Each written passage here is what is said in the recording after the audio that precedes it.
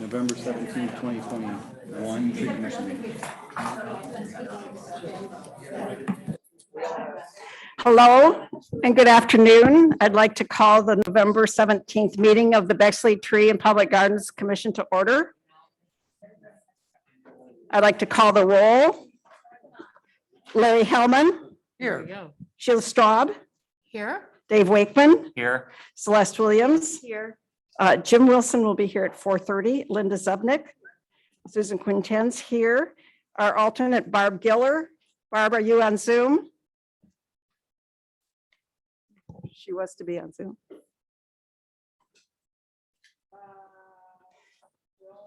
You don't see her? Well, Barb, if you can hear us and we can't hear you, you might want to check and make sure you're unmuted. If she's on, okay. Okay. Ellen Bowden, ex officio. Up here. Molly O'Donnell. Here. Ex officio. And then in addition to those members, we have Mayor Kessler, Grant Archer, City Forester, staff consultant, Elena Andrews, and Jordan Cavallero is ill and will not be with us today. So we have a quorum, and we won't go through the rules for Zoom because we may not have any Zoomies. So we'll go on to approval of the minutes of October 20th, 2021. Concern, not a big concern, but on the mayor's report on 3B, it was talking about how we were going to have a bridge built between at the Southwest Park, and I just want to make sure that it was a pedestrian bridge. Oh, and not a vehicular bridge. Yes, it's not a big deal, but I just thought. You wanted more Clarify. definition. All right. Yes. Mayor, would you like to speak to that and clarify that? So it's a freight bridge. It's designed to carry large trucks only. Oh. Yeah, I'll be talking about that on my update some more Okay, so. later. Thank you. So you'll But that's not define- an issue with the minutes. I think the minutes are Right, the accurate. minutes are all right, and we'll leave that subject to be defined later. Any other additions, corrections, revisions? Then I'll take a motion. Is there a second? Okay, motion's been made and seconded that we approve the minutes of last month's meeting as emailed. All those in favor say aye. Aye. All those opposed, same sign. Motion carries. Now, do we have any additions to the agenda? Mrs. Straub, I think you had one addition you wanted us to add, and we can put down in old business. Do you want me to speak now on that? Or, yes? Yes. Okay. All right, so this is in reference to the Bexley Women's House and Garden Tour. And we had kind of chatted last month about potentially having a tree connection with an area that may work with a focus on the tour. And I think the South Bexley houses that are on the tour may be a really good connection. There's a couple of them near Havenwood Park. So I have a meeting at 7 with the Bexley Women's Club. So I just wanted to hear your comments. Well, I'd like to ask Grant if you could comment on that between Havenwood and the South and Tree Walk. Do you feel there would be a good collection of trees? I know there's a fabulous magnolia down there. I don't know how close it is to Havenwood. Yeah, no, that's on Pleasant Ridge, Yeah, that's too far away. by quite a ways. But yeah, the walk there is a good walk. There's a lot of unique trees that we have in Bexley. Okay. Okay, so I think that's a possibility. The South Walk is on the Arboretum website. So you can always have Yes. some of the members go there and see exactly where it goes, Okay. lists of trees. Well, then- thanks for being our ambassador. Yes, the and Women's thanks Club. for your endorsement. Great. Good. I think it's a great idea. Yeah, I think so. Yeah. Are there any other additions to the agenda? Okay, then we're going to go on to announcements, small victories and residents' comments, and start with Ellen Bowden, Chair Trees for Bexley. I think she's going to give us an update on the campaign. Yes, excuse me. The end of October, the Trees for Bexley letters were sent out over Susan and the mayor's signatures. And as of yesterday, November the 16th, we had 67 donations for a total of $19,912.50. So we think we're off to a great start. And I think people are finding the projects to be very attractive. As you know, we're doing 2 projects this year in Jeffrey Park, redesigning the circle in front of the front door and infilling trees on the north boundary, in the front part of the Mansion Park. We had spent the summer removing the invasive honeysuckle and uncovered lots of hemlocks and space. So we're going to go in and infill that. Thank you, Ellen. And we should note that Elena will be doing the design for that, and we're excited to see it probably tomorrow, right? Soon, we'll say that. Show it here in a second. Yeah, okay. Probably saying something in January. Yes. Now we're going to go on to residents' comments, and we're glad to see so many of you here with us today. There are a few guidelines that I'd like to mention to you. First of all, you'll go up to the podium and tell us who you are and where you live, and make sure the green light like this is on. Otherwise, when we're recording, we can't hear you. In addition to that, here are some other guidelines. The Tree Commission does not comment or discuss findings of other commissions, nor do we comment on subjects under review from other commissions. As a commission, we will not be party to negative comments. Comments presented today should be germane to the subject we're talking about. If there's any issues or if the discussion becomes contentious, we'll take a 5-minute recess. So with that said, we have 2 residents who are here today to talk about trees on Cassingham. Mr. Scott Hoover, and is Miss Liska here? So, Elena, yeah, that's good. I'm going to turn off the lights for a minute.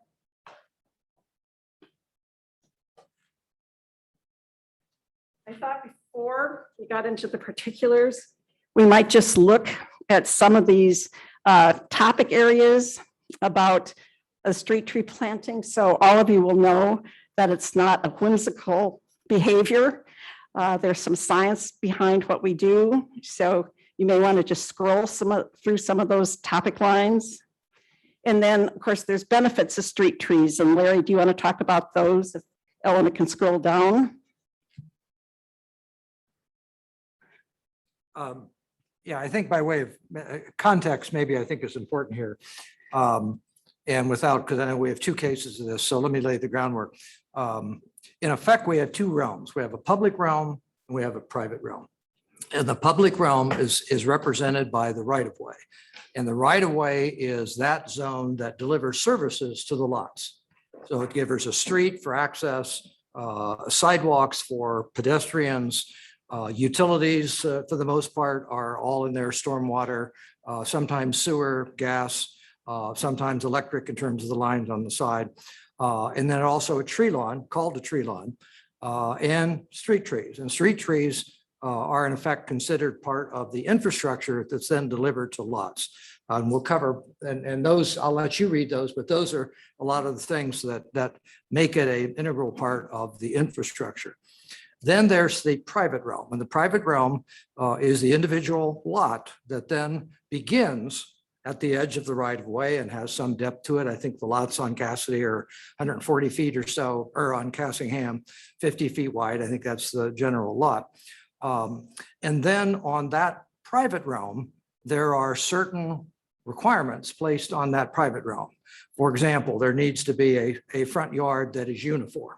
And that front yard then establishes the building line at the front of the house. There's side yard, rear yard requirements, and there's an open space requirement. So in other words, someone can't fill up their entire lot with pavement or building. There has to be a certain amount of green space remaining on the lot after house and garage and patio and all of that are constructed.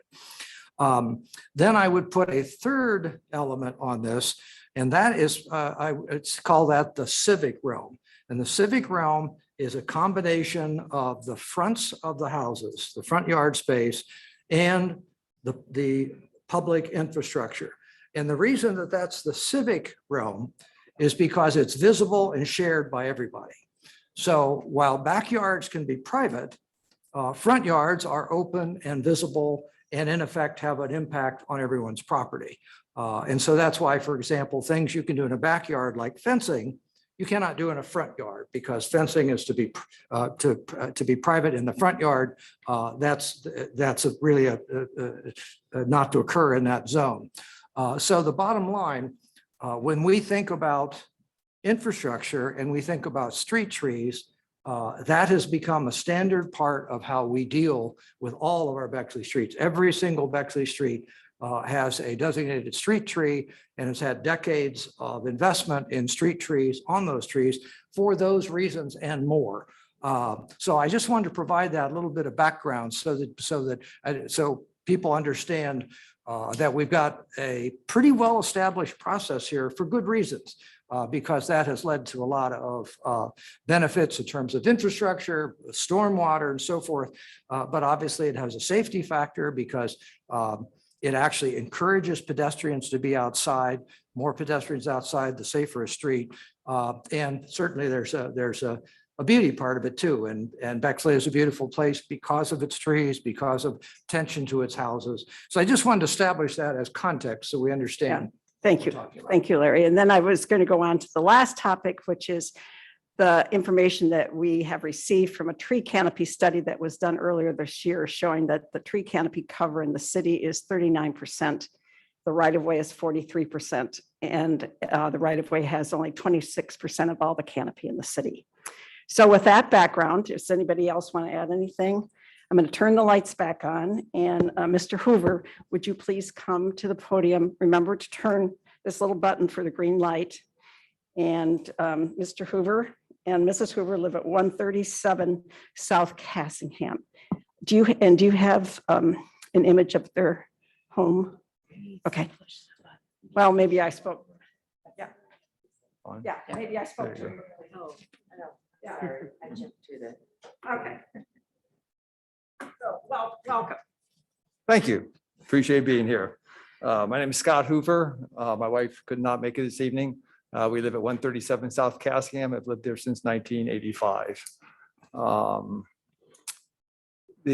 Does everybody have, I submitted with my request, I submitted pictures of the lot.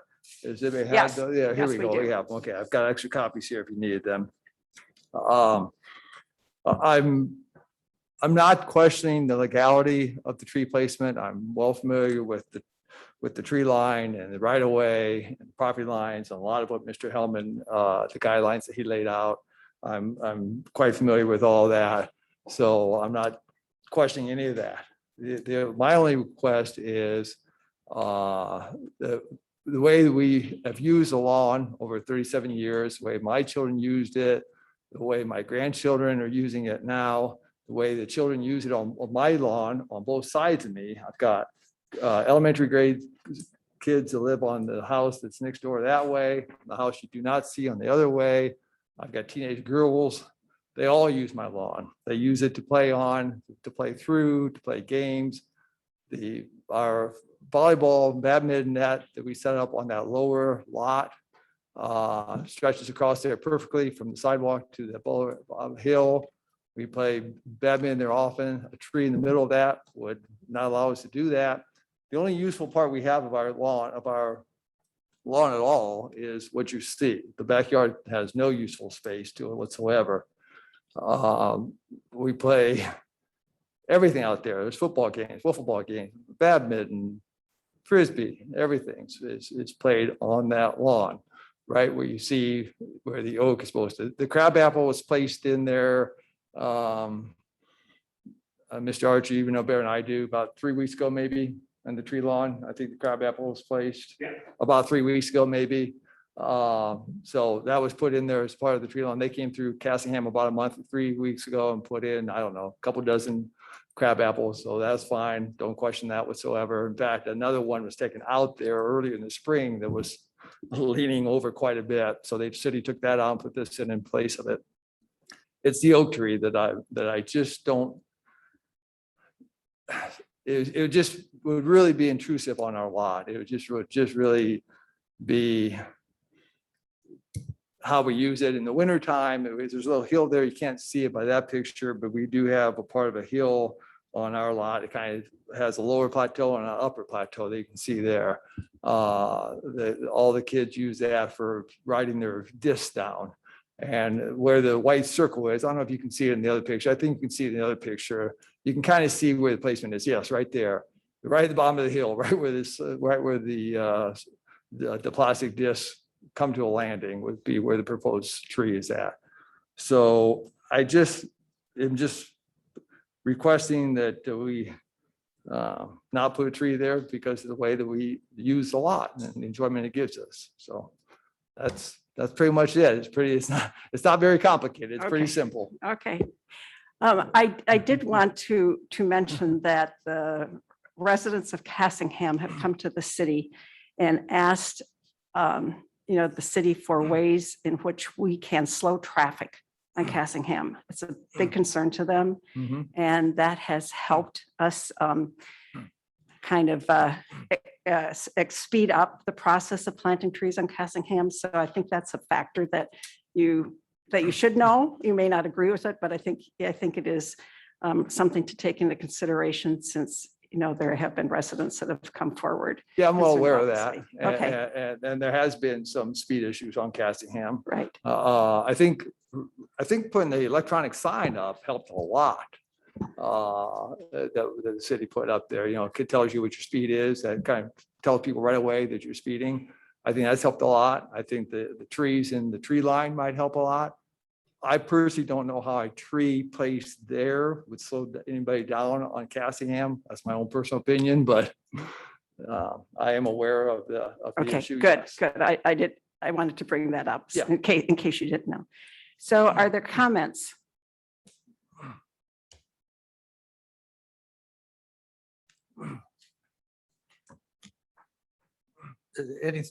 Ellen, do you want to review your graphic and then I'll be happy to talk if Okay. you want as well. So for those in the audience and for Mr. Hoover, Elena Andrews is our staff consultant. And she has done a diagram that we felt would be helpful because it puts the tree in context with the green space in your yard as well as, the placement on the street. So Elena, if you could share a little bit of what you've drawn and how you see it Of course. as part of the landscape. Scott, thanks for coming today. Sure. So this is 137 North Cassingham, the South Cassingham, sorry. I live a little further south in front of the school. The property line is a bit shifted because of the aerial taken off of the auditor's website, but this gives basically a general idea of where the right-of-way line is in relationship to Cassingham. Cassingham is one of the few streets within Columbus that actually has a wider right-of-way line than some of the other residential streets, simply because it has the possibility that it could be turned into a boulevard. I don't think the city ever has any plans for that, but that's one of the reasons why the right-of-way is so much further back behind the sidewalk, and that there is an opportunity for having some of these street trees, both in the tree lawn and as well as in the in the front yards of the residents on the area. So we're looking at the sidewalk. This is the approximate location of where the little 2-inch crabapple was planted. And then this is the approximate location of where the oak was going to go, about 5 feet behind the sidewalk. What I wanted to show graphically is basically this is sort of showing what the canopy of the oak would be. And that is a 2-inch caliper size, that little dot that you can see there in proportion. Versus, so, when it's first going to go in, and oaks are relatively slow growing trees. And so the dashed line that you see here, that is probably going to be within 50 to 75 years is when that tree is actually going to reach its full maturity. And I think the other thing that is helpful to see within the aerial, and as a lot of the tree commission members know, having walked the city earlier this year, there are a lot of gaps within Cassingham where there are trees that have not been there. And so Cassingham doesn't have a continuous tree line of large growth trees. There have been a number that have come down, both within the storm that happened about 5 or 6 years ago, as well as just trees that have gone by. So there are a number of properties, this being one of them, that there is a visible kind of hole where there's not tree coverage within that front yard. And so that's essentially just what this diagram wanted to be able to show everyone. Thanks, Elena. Mr. Hellman? Yeah, looking at the aerial, I think we can see what some of the issues are, not only on this street, but other streets. In that over the years, what was otherwise a backyard activity, throwing a football generally, kind of gets co-opted because we have additions. We have a 3-car garage. We've got addition. All these houses have had additions added to them. We've had patio space. We've had extra parking space in the back, which is then the loss of green space. And so that activity then, and it's understandable to say, well, then we'll shift that activity to the front. Well, the front yards can only do so many things. And so I think that has to be a co-shared space, certainly not against any athletic activity out there. But if it would mean that we can't have a little tree that has that little impact on that space and that somehow impacts athletic activity, that seems out of balance. And May I ask you, what do you mean by out of balance, sir? that seems like it's all for green space and nothing for trees. And I don't know what play activities that small amount, that small circle would take away. I mean, if that tree were already there, would you then be asking for it to be removed? If there was an oak in place, would you be asking for it to be removed? If the tree was existing, I don't think you'd be removed unless it was dying or some Well, capacity, but it's. So, but it would then maybe be still impacting, right? So I mean, we have to reach a balance point here, and maybe that should be the spot where tag is. That's home run or home base. I mean, there are ways to deal with that, but to me, that's a pretty small impact on the ability to have open play in the front yard. For And our quite family, honestly- I respect your opinion, sir, but for our family, the way we use it, it's not a small impact. It'd be a large impact. I'm sorry. I said for you, it may be a small impact. For us, for our family and the way that we use it a lot, it would be a large impact, not a small impact. Are there other comments? I know when we walk this, we place other trees along here, again, also behind the sidewalk. Are there others that are going to be planted or designated on the same side of the street or the other side of the street? We're looking at one property. Yes, I think, Grant, there were 50 oaks that are going to be planted? No, 22 oaks 22 oaks? 22. on the sidewalk, and there was 55 crabapple trees planted between the curb and sidewalk. I think, when you talk about the use of currently, when you're looking, I guess, longer term of, trying to create that, the alley and putting as much trees that we can add. So it's current use may be considered to be impacted except for future uses that people may not, want to keep the yard for. So we're trying to look down at the future. Other comments? Would it be helpful if the tree were moved more toward the north, so it's away from the hill that is being used for sledding? I don't know what the other considerations are as far as water lines, electric lines, sewer lines. I mean, I'm assuming that Grant chose this location with some, rationale in mind.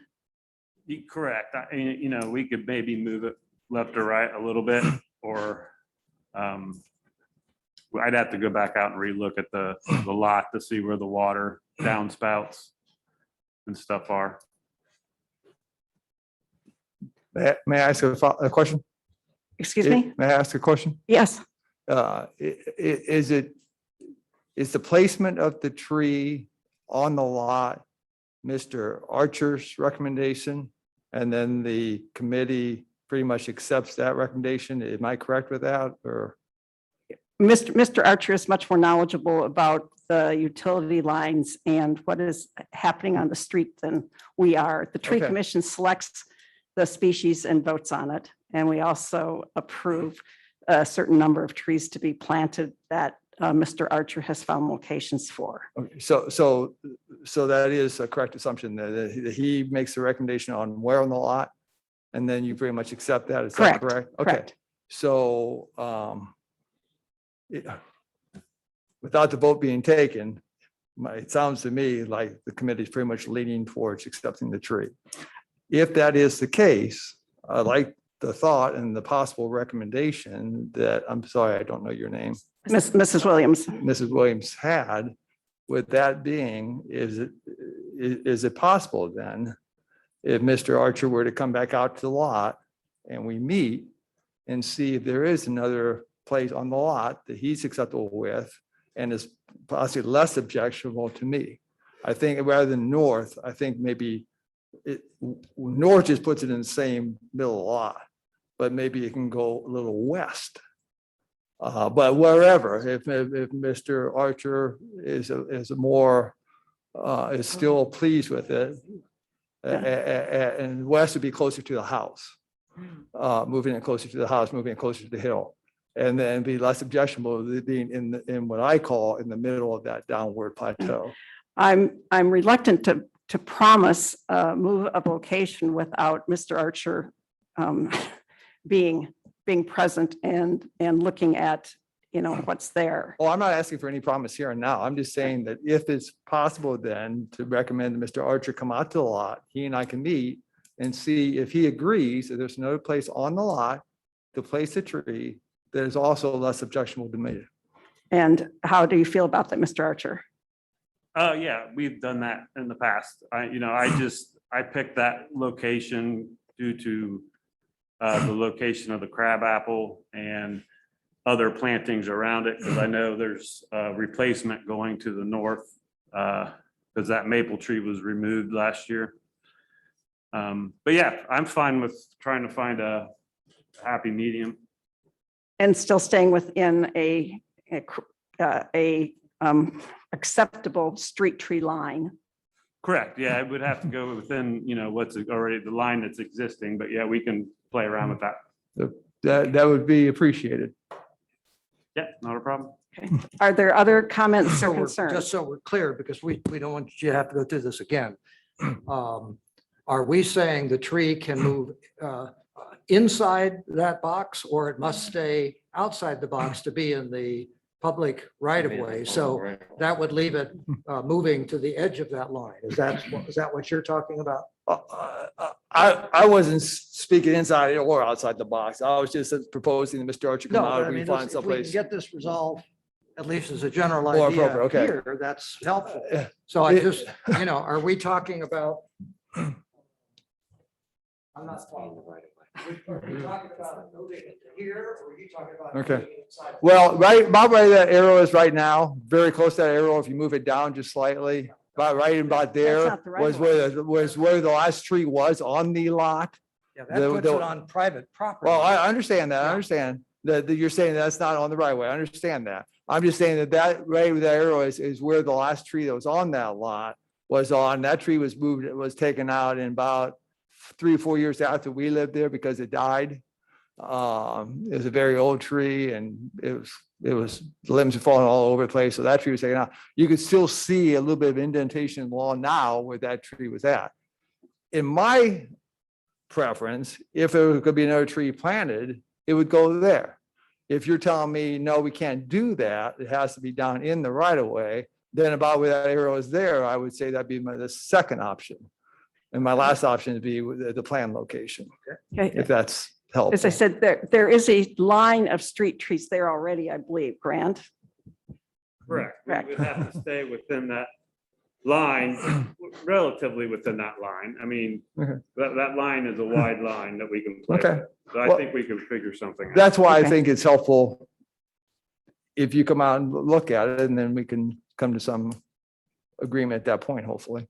I mean, the hole is adjusted Right, depending on what we find on when we start digging. So yeah, that's not a Yeah. problem. okay. There is there are some lines over that way. I mean, the new gas line that was put in on South Cassingham runs up that side of the house. The new water line was put in. I have a sump pump, and that line is on that side. So there are some lines to consider, yes. Do you need to have Oops come out first? Oops has already been out there. They've already sprayed a couple of weeks ago. Yeah, no, I think we'll be fine. Okay, okay. Okay. All right, I'm ready for a motion. Well, I don't think we need to take any action because until you get it nailed down what it is, because the decision has already been made to plant here. So to change it, we need an actual location and where it's going to go to accept that new location.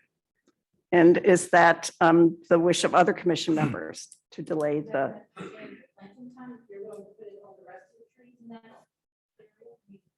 We're going to plant a tree within city right of way that's in line with other existing trees. Could this be taken care of as a staff approval? I mean, if the tree commission is okay with tweaking it and then it's moving, I'm happy to go out with you guys as well and kind of see it. And then we can just do a staff approval so that you don't have to come back in a month in December. It's not holding up whenever the trees are going to be dug and installed. is that, how is that feeling to other commission members? Very good. Are you okay with that, Mr. Wakeman? Yes. So I Ms. Straub? Okay, I move that we remand this to staff, Grant and Elena, to meet with the resident to determine tree placement that works for him. If we're unable to make an agreement, then this location would stand. is there a second? I second. Is there any discussion?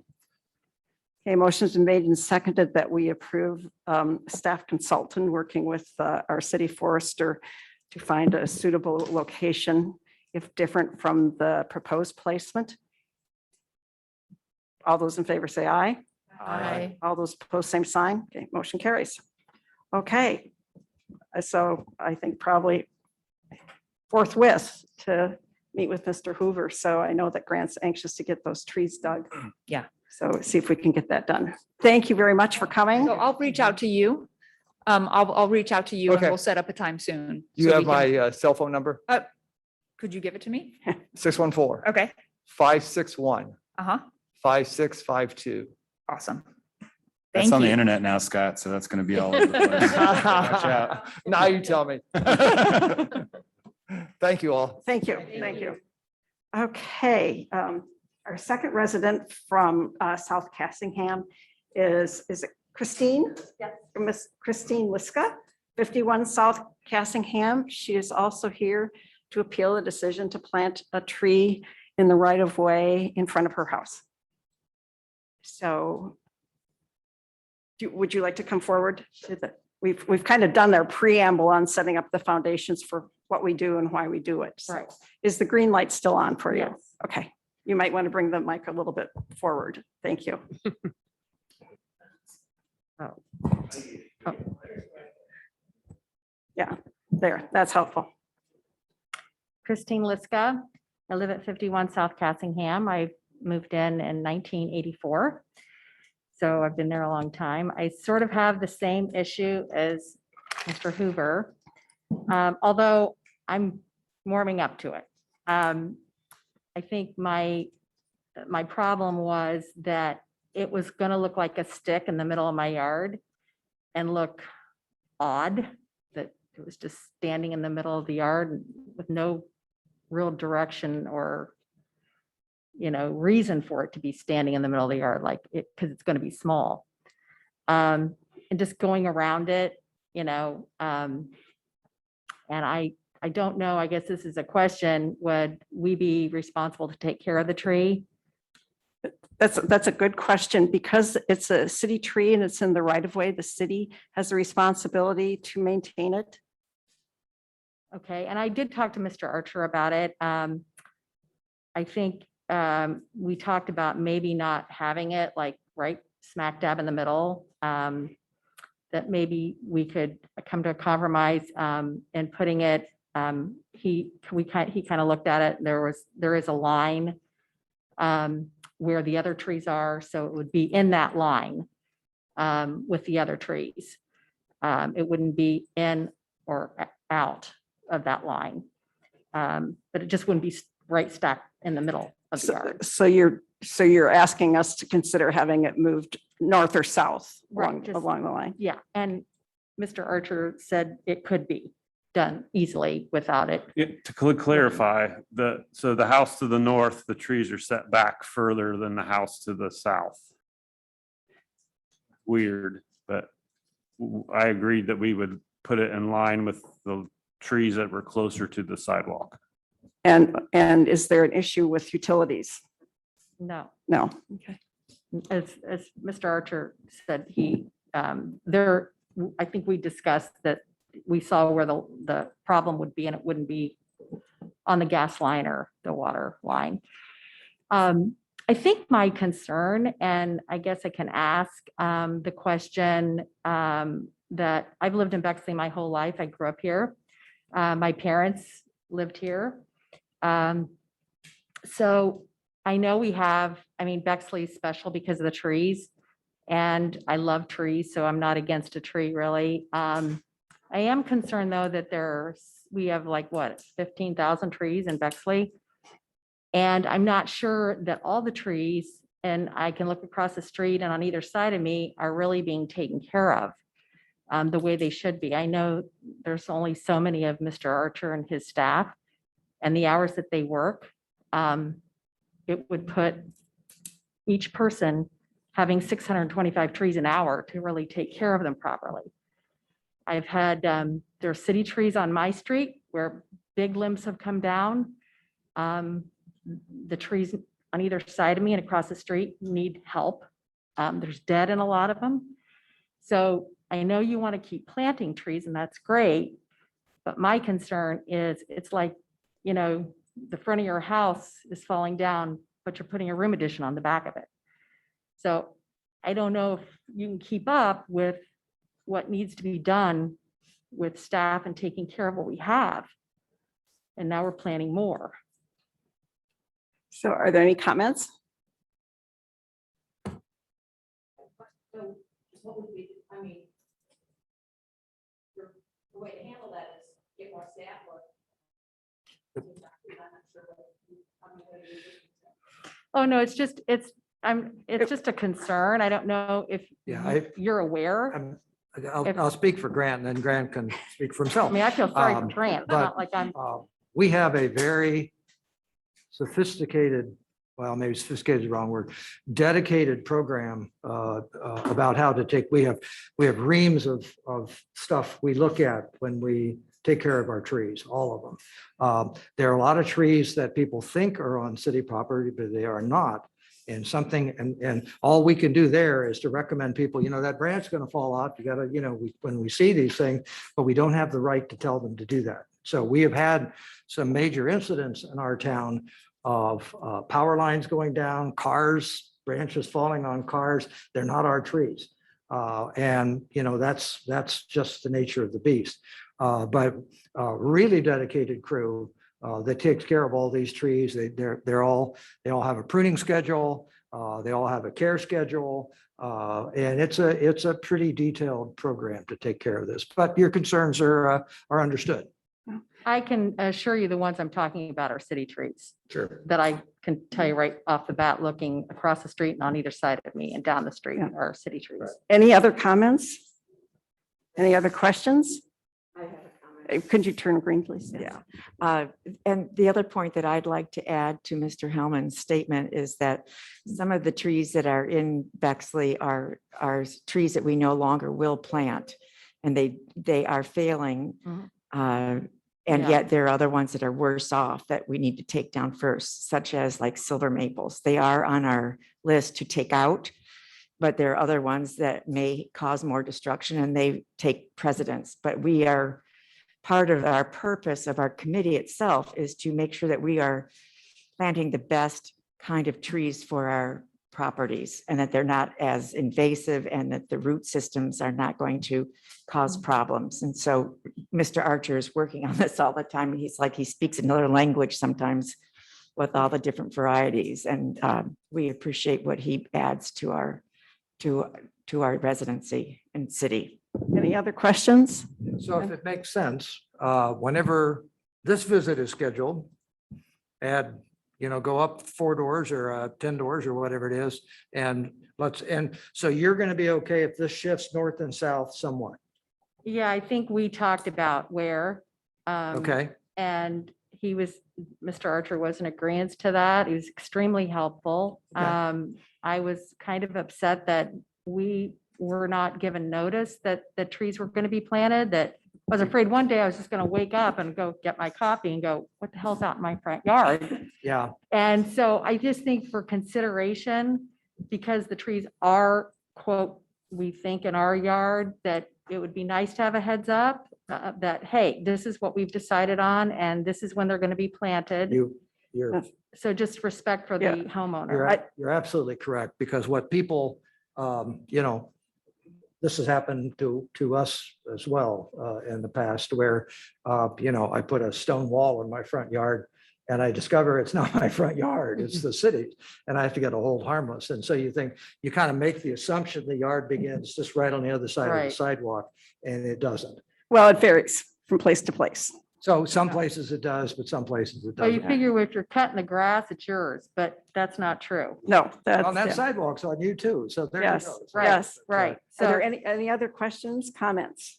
All right. I just wanted to make one thing. I think to your comment, Christine, about notification, this has been brought up previously, and the city now has decided that we are going to send out blanket emails when we're doing street tree planting, similar like what we had done with the gas line work, Mhm. just to let people know that within the next couple of months, a tree is going to be appearing in your yard. Right. Because, we have heard that as well. So, we are trying to listen and be conscious and trying to be respectful of your Oh, property. thank you. When would the trees be planted? I think, Mr. Archer, you told me that about when? Probably sometime here in the next few weeks. Okay. Okay. Okay, other comments? Does someone want to make a motion on this like we did for Mr. Hoover?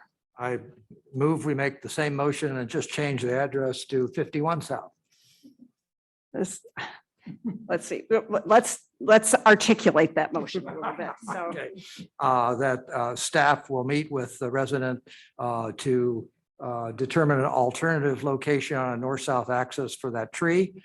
And if there's the inability to reach some conclusion where that goes, then this spot will remain as the one previously approved. okay, is there a second? Second. Is there any discussion? Okay, a motion's been made and seconded that staff meet with Ms. Liska at 51 South Cassingham and look at moving the tree north or south, but on the axis of the tree line, it's on that street. And if an alternate location cannot be approved, that it will be located in the area that was already marked by Mr. Archer. All those in favor say aye. Hi. All those opposed, same sign. Okay, motion carries. Okay, thank you very much for coming. Thank you. Okay. Are there any other residents who wish to speak? If not, we'll go on to review of landscape applications, starting first with 407 Northview.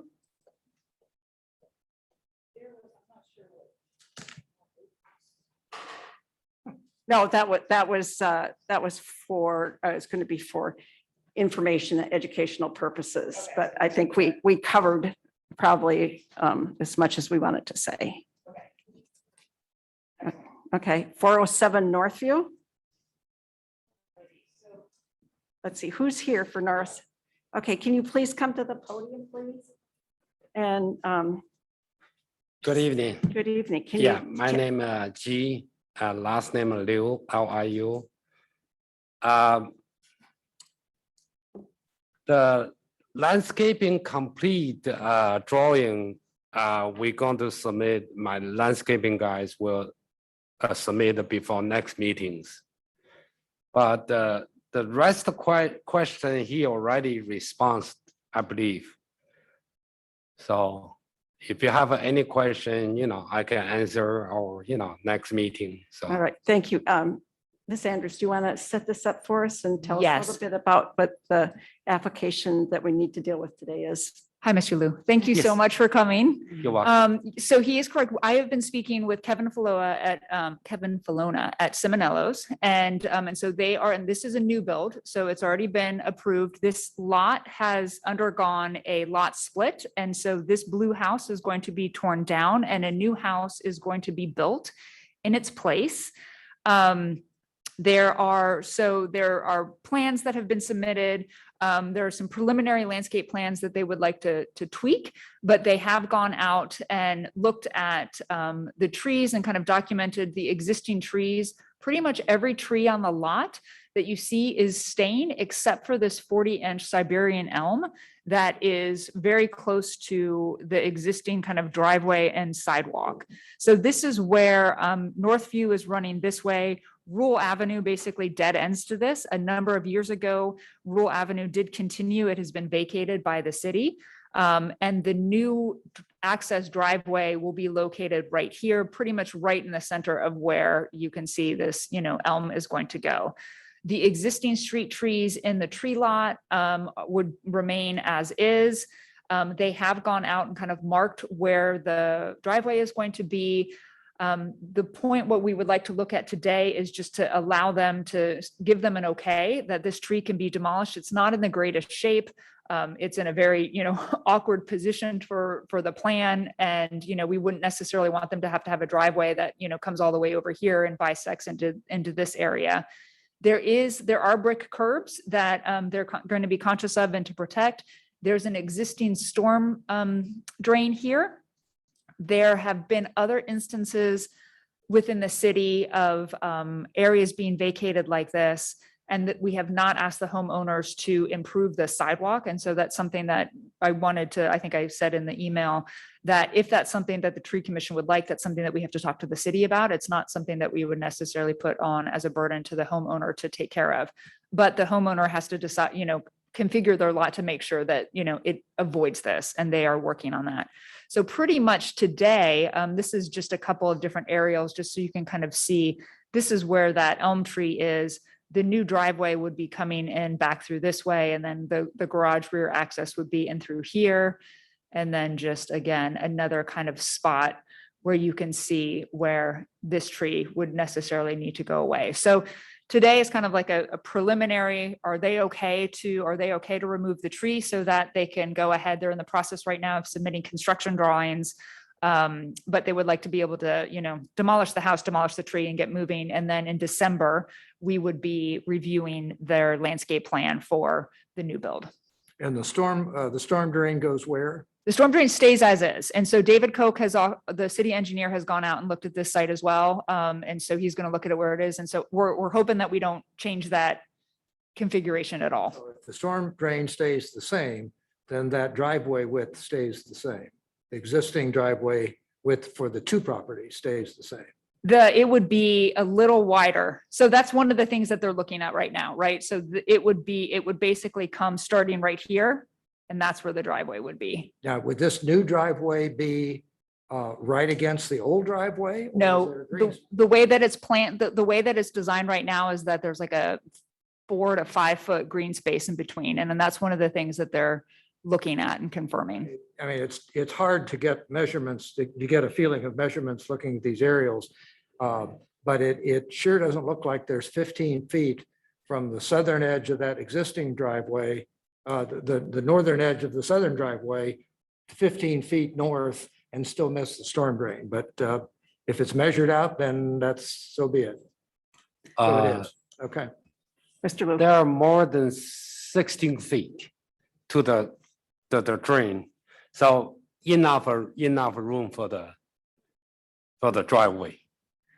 So you're saying from the driveway to the drain? From the property line is a 4 inch from the ice fall, from the left side ice fall. Then 4 inch to the right side, all belong to the right property. So they got a more than 16 feet in there. So you got a plenty room there. Nothing will interfere. It's almost just like the left side driveway. Nothing interfere with the drain when you drive in. When they're a builder, build a driveway. Do we have So- any site plan? I know there's a site plan that was submitted as part of the ARB review. Yeah, right there. There's this. That's a No, demo. no, that's showing 20 feet from the property line. Right? So that's basically 3 feet to the property line of green space, then 16 feet for the driveway. So that's 20 feet coming down to the street. And that 20 feet will miss the storm drain? That is where Kevin had said that he painted it out and that they will make modifications as necessary to avoid the storm drain. And so I don't know if there's one thing in terms of with the driveway, I can certainly go back and talk with Kathy in terms of, does it have to be a 16-foot wide driveway? Can it be smaller? And so I think that, for us, whether or not we can certainly kind of figure that out, obviously, because we don't want, during construction to have to deal with that. And if this isn't subject to us, but I'm not sure the city does 16 feet wide driveways. I don't think so either. So I can check with Kathy. Right, okay. I think the architect drawing is a 12 feet. But the survey guy put a 16 feet. Yeah, I'd have. But you have to follow with the architect, the master plan, not that one. You know what I mean? Yeah, no, because we can't, it'd be a Right. variance to get 16 feet. Yeah. You need to- What's the city require? How I many think it's, feet? I think it's 12. I think. you Right, can't get right. Wider than 12. So the master plan, it is 12 feet. But the survey guy is not the master Right. plan. So Okay. Kathy will know when read the master plan. Okay. So, yeah. Okay. Our only question today is the, Can we take the elm down? And I will definitely follow up with the driveway. And you can see with the elm, a lot of the bark is starting to come off. It's not the healthiest. I mean, you can see it's Yeah, not the really a tree pretty is not tree. healthy. It's not. a That good- tree is not healthy. No. Look like the ball guy, you know what I mean? So- No, And when we see the plan in December, other trees will be marked on the plan. Yes, and so that's what this is. They've started to do that, and based on the plan that they've started, the existing trees that they have, there are no other large growth trees that are coming down. This It is the looked like only a- tree that would be demolished. Okay, it looks like when I went past there today that there's a dead tree on the north side of the property, close to the property line. So might be something that we check Okay, interior. But yes, so it's just the single tree that we're voting on today. Mr. Wilson. I have. Sorry. No, you're still not on. Okay. I have no concern with removing the elm. I would hope that the landscaping plan would include a significant tree to replace the elm as we try to preserve the canopy, but I don't think that removal of the elm requires a lot of discussion personally. And we don't know yet if there will be a space to replace that elm with the street tree. Or do we know, Grant? There's 2 street Two trees street- currently on the property. I don't know that we would plant another one out there. Okay, This elm tree was actually supposed to be removed by AEP last year. For some reason, they chose not to. But it is a hazard for sure. It's a hazard, bad tree and it's a big ugly V, so it needs to go. I'll take a motion. I move that we approve the request to remove the elm tree. Okay, is there a second? Any discussion? Okay, motion been made and seconded that we approve the request to remove the elm tree at 407 Northview Avenue. All those in favor say aye. Aye. All those opposed, same sign. Okay, motion carries. All right, Mr. Lou, we'll see you back in December. yeah, thank you. Okay. Can you please let Kevin know, Of course. like Mr. Wilson requires something, so Yep. you can work together, I certainly will. then make everything easy. Yes, definitely. Thank you. That's our hope. Thank you. So now we welcome people representing 235 North Roosevelt Mr. Mead, are you presenting today? Okay. So we have you come up and just state your name, and then because this is sort of an unusual circumstance, I'm going to turn it over to Ms. Andrews to explain why we're here, what we're looking at, considering the time kind of frame that got a little bit discombobulated. Brian Mead. Yeah, Yeah. Brian Mead, and you are, I am the builder for 235 North Roosevelt. Mrs. Song is here, the homeowner. okay. So we're just trying to get the landscaping approved because of my oversight that it did not get done earlier. Right, okay. So Elena, do you want to give us a little bit of background information? Yes. Hi, Brian. Good to How are see you? you. Good to see you. So this is not really only, thank you, Brian, for saying that it was your oversight. It was also the city's oversight a little bit as well. So this project was a tear down and a new build. It was approved in, I think, 2020, I believe, like February Correct. 2020 or April, but right after we started to enact the requirement that we needed to have full landscape plans in order for us to review plans. And so this was one of the things that it just kind of slid through the cracks, and we have been slowly trying to find ways to make sure that we didn't do this. So in terms of the review they have done, I appreciate them getting all of the information to us for us to be able to review. And so the plant material, so I'm just going to go ahead and we can start looking at some of the existing photos. So this was the existing house. It's a very narrow lot. And it has been, kind of demolished, but it's something to, it really was a bit of an eyesore. The new house, I've got some existing photographs of it. It actually is much better. So just in terms of context, there is an existing large tree in the front that has been maintained. This existing redbud, even without us saying anything, Brian was nice enough, and actually this has been relocated to the rear of the lot. And so it was actually preserved. So that was, that was fantastic. So that is the existing context.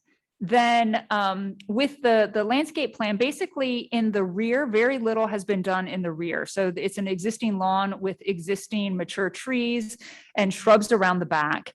The redbud that was relocated basically in about this area. There is going to be sod back up to the rear elevation, as well as sod or lawn up into the side. And then with the front, Brian was nice enough to give us a diagram in terms of what the plant material is here. So there's a concrete porch with a concrete pathway. I do have photographs that will illustrate this a little bit better. In general, there's some arbs that will screen the AC unit. There are some boxwood and ivy that are along the front porch with a handful of different hydrangeas, as well as some daylilies to help kind of soften material up. And then this is the existing plant material. Obviously, the lawn has not gone in yet, but you can see the hydrangeas and some of the taxus and the yew and the hollies that are in through here. These are the boxwoods. If I can get a little bit bigger in through here on this side and then this side. And a pretty large existing tree. A very large existing tree. Yeah. So just again, some more photographs so you can see what it looks like. Certainly an improvement, Mr. Mead. Thank you. Yeah. So do you have anything you would like to share with us? Otherwise, we will be, asking you questions or taking comments. No? Okay. Are there any questions? Mrs. Williams? Yes, when I was looking at the plan, let's see if Elena can go back about 10 slots. On the south side, are you intending to create a path so that children can run from the front to the back of the house on the south side where you put the U's and the HVAC system, air conditioning system is? No, there's only about 7 feet inside, on that side over there. So no, there's Okay. plenty of access around the other side. Great. I was concerned about, it just seems that with the new elevation of the house, the ground level has been raised. And I'm concerned about good neighboring practices that there isn't runoff. Oh, yeah. No, I've taken care of all that. There's a French drain on the side by the driveway. So. Okay. Mr. Mead, when I was there today, I was walking along the on the north side. And to Ms. Williams' point about the, the height of the elevation has been raised, it seemed to me that the driveway is higher than the dirt, we can't call it soil, on the north side of the driveway, right? I don't think we have a picture probably that goes to the north, and that there's a fall off, a little bit. Yes, you can see the tarp in the front. Do you see Yes. that tarp in that picture? There's 7 ton of dirt that will be distributed in those areas to grade everything gently to the. Okay, so the area on the north side of the driveway will be mitigated to match the elevation of the Absolutely. neighbors. Okay. Are there other comments? Question is, the element scroll down to the other side of the house with that long, what's the long way? Is that temporary? It's no longer there. Yes, when these pictures were taken, it was just the sump pump was not tied into the discharge. Since then, the plumber has actually tied that in. So it just drops straight down into the water lines that discharge all the water from the roof drains. And is there any, since it kind of fell into the cracks, is there any replacement issues with the plant material that are existing? Because we usually have that with the landscape architect or asked for that. I'm sorry, what do you mean replacement? Were trees taken down? Oh, no, the only tree that was taken down was that small red bud, and it was actually relocated to the back. Will they guarantee any plant material? Oh, yeah, I mean, landscape, yeah, I mean, in general, I would imagine that your landscape contractors, the trees and the shrubs are usually guaranteed for a year, perennials are not guaranteed. Correct. Are there other comments? I have a question. Molly, did you want to say something? Yeah, my only question is because this wasn't reviewed first, did you do any tree protection when this house was built? Yes. Because it seems like, I don't know how close the new house is and it's done, but that's Yeah, a- the new house, canopy. that's pretty much where the old house sat. So Okay. yes, we protected everything. If you look at the drawing that I provided, it was fenced off around the, kind of where it says existing tree. And then you can see protective fence line, which has now been removed. So that fence line was all around that canopy. and you're not grading on top of those roots, are you? I No. mean, filling, No, okay. I think that's the right answer, Mr. Mead. No. And that was my comment, because we are always wanting to learn about how effective we are in requiring that 10-foot or the protection line. What sort of things, did you run into any problems with tree roots or? no, No, good. no, Okay. since the existing foundation as in that old picture can, testify, Oh, all the right. root system didn't go kind of in where we were doing the digging. Very good. Thank So, you. When I was looking today, I mean, the beauty of that lot is, to me, it's so deep. Yeah, There's a lot of room in the back, and absolutely. as you've heard in our discussions, we're always thoughtful about canopy and trying to improve our canopy. And we can't make you put or suggest you put in any tree canopy in, maple or oak or an elm tree, but I think it would be a wonderful addition to the backyard. So it's just a suggestion to consider. And I will defer to well, Mrs. Song. right, and we have tree giveaways in April, so that might be a time to apply for a tree and see what it does to the backyard. So, again, just a suggestion. Are there any other comments? Then I'll take a motion. Yep, Mr. Wilson. I move to approve the plan as presented. Is there a second? I second it. Okay, are there any comments?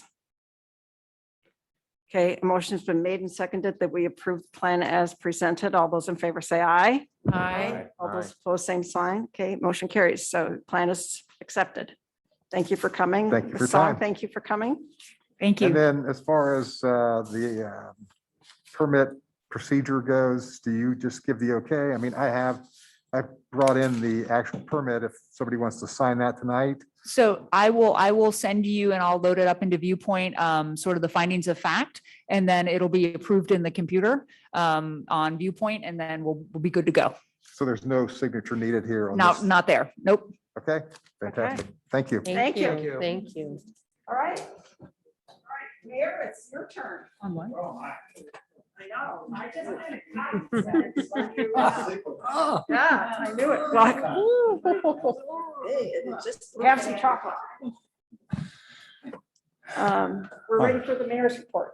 I'm looking forward to giving it. So, like a bridge. I'm freaking Esther. Okay, so DGB Kindness Park. Yes. We have an ordinance before council to make sure the funding can be appropriated so we can get going on that. But we received a grant from the Bexley Community Foundation, so that was very kind and generous of them. Is that my update? I think that's the update we're looking for there. Yes, it was all about funding, so we could have a start date. It's all about the Benjamins And- for grant. Right, and I'm sure I've mentioned this before, but it's the Denise and Barry Blank Tree Fund that is underwriting the installation of the Kindness Park, which is terrific. Actually, now that I think about it, did we suspend and adopt that? I can't remember what. Last night, so I'm still a little tired from our council meeting that went really late last night. Well, It's a little why- blurry in my head. why was that? Was it long? It's just budget. Oh, yeah, that Yeah. is sleepy stuff. No, it's exciting, Okay. exciting and long. So bridge over Alum Creek at Astor. Celeste will be saddened to hear is not, and in fact, a truck bridge. It is a pedestrian bike bridge. In fact, see if I can get a way to get this up on the screen easily. I was going through, can I borrow the laptop? real quickly? Please. I was going through the, I hate navigating this thing. I'm so bad at it. let me show you how to use our website here. I was going through our plans and studies for something I was working on and the Alum Creek Bridge, and I got to the 2011 Bexley Land Use Strategy, which was, if you look through this document, you will see a photo of Larry Hellman Was he younger then? with the, where is he? There, look at that turtleneck. Look at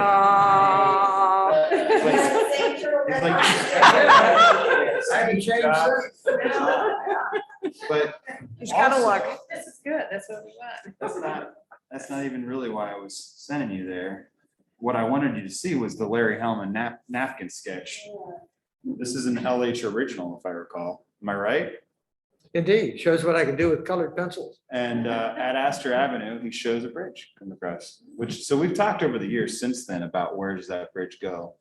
And I totally forgot about the exhibit because at one point in time, we were talking, maybe it's up here and, and we've come back to here. We've come back right to square one, right where Larry Hellman started us off. Do we want to pull up the exhibits at all that we did or no? Yeah. Trying to remember where I have. a So key- 1 decade later, Let me see if I can transfer something. it's pretty good. Yeah. Yeah, so And that section of Elm Creek doesn't have any troubled waters, does it? no, but I like where your head's at there. I'm gonna try to send something over to Ellen over there.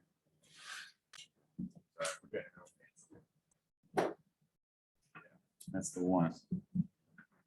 So the bridge.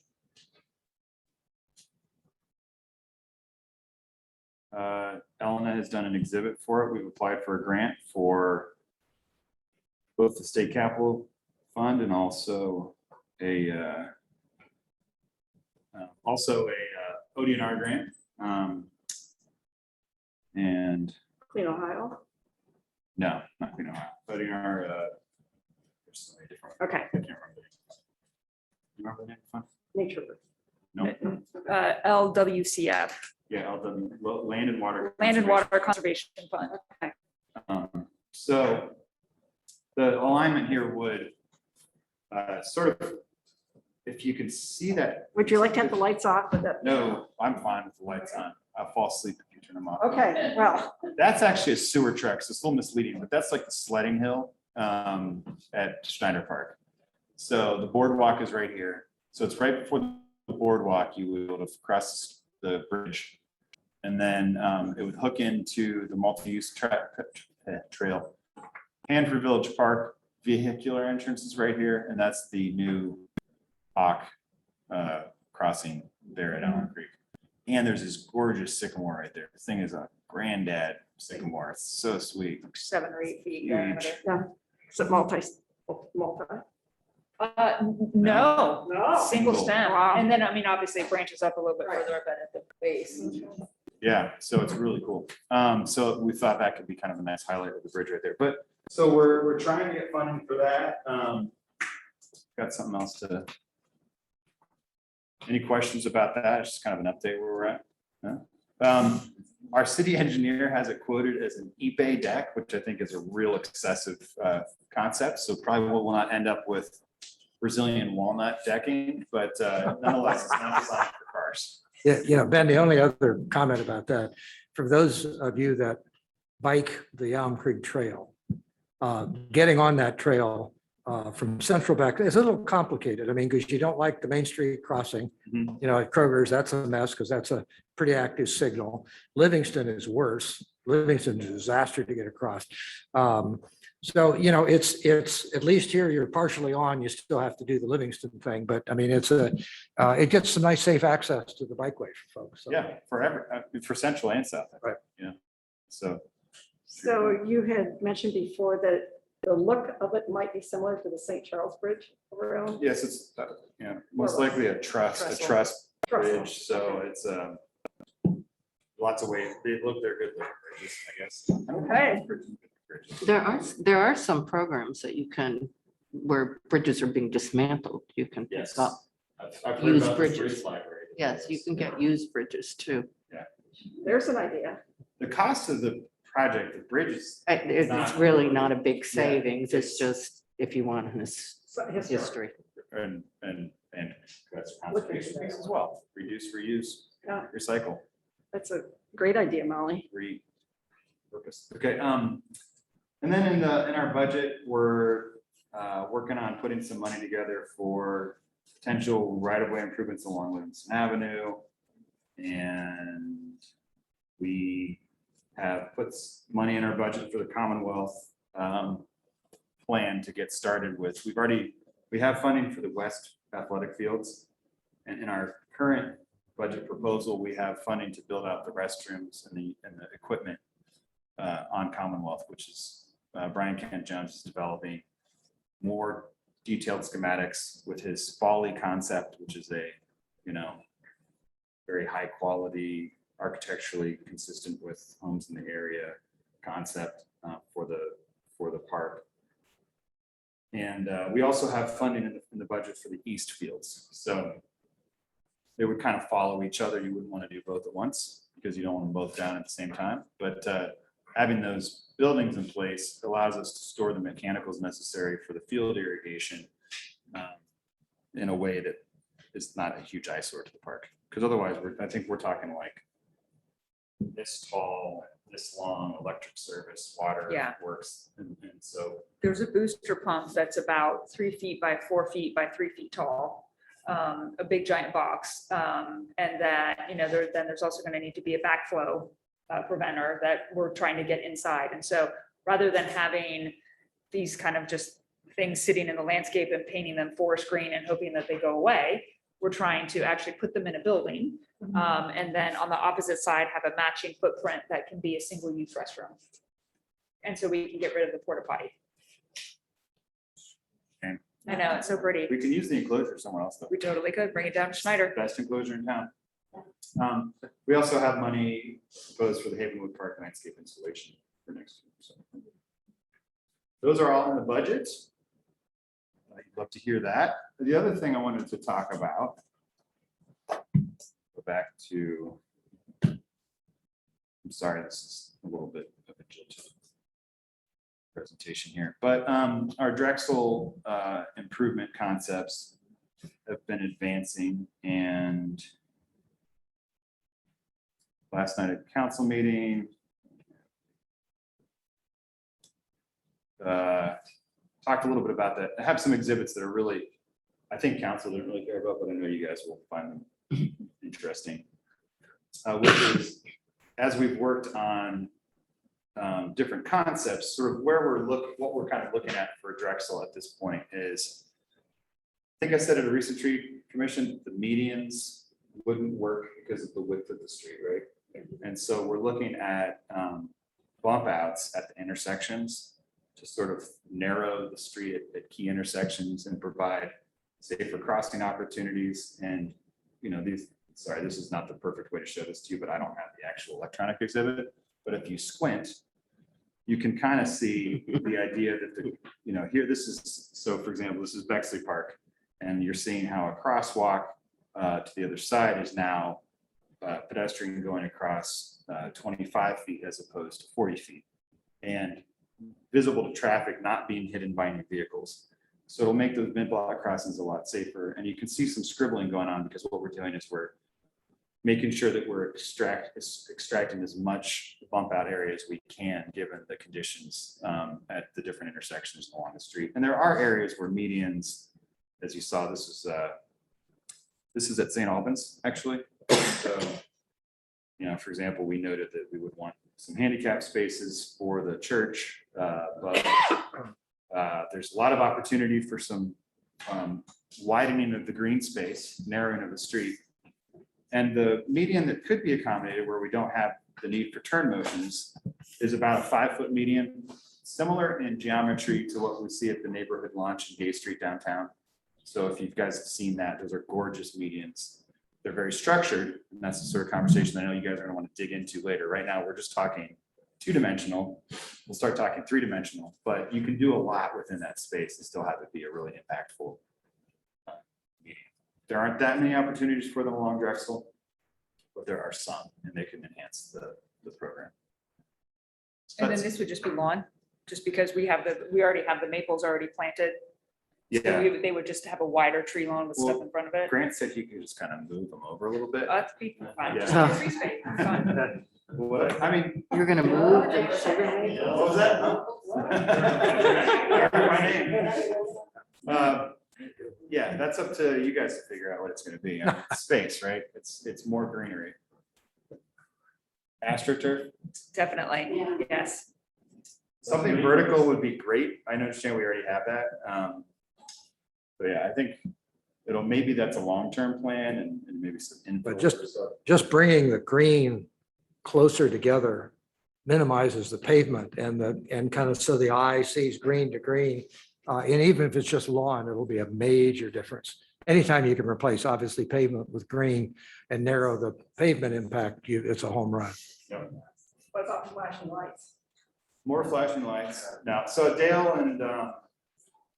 and Fair are two school priority crossings.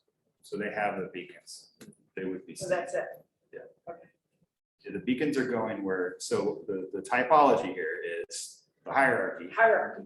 The hierarchy is the beacon pedestrian actuated crossings are areas where you can get most of the population to safely cross for school. So it's a highlighted intersection. It's, you know, we don't want to pepper them all over the city because it's really designed to be an extra safe crossing for kids to school. So everywhere you see them, there is a logic to why they're at that place and not somewhere else, because you can funnel most of the traffic, pedestrian traffic to that area for a safer crossing. They've been needed for a long time. And down there.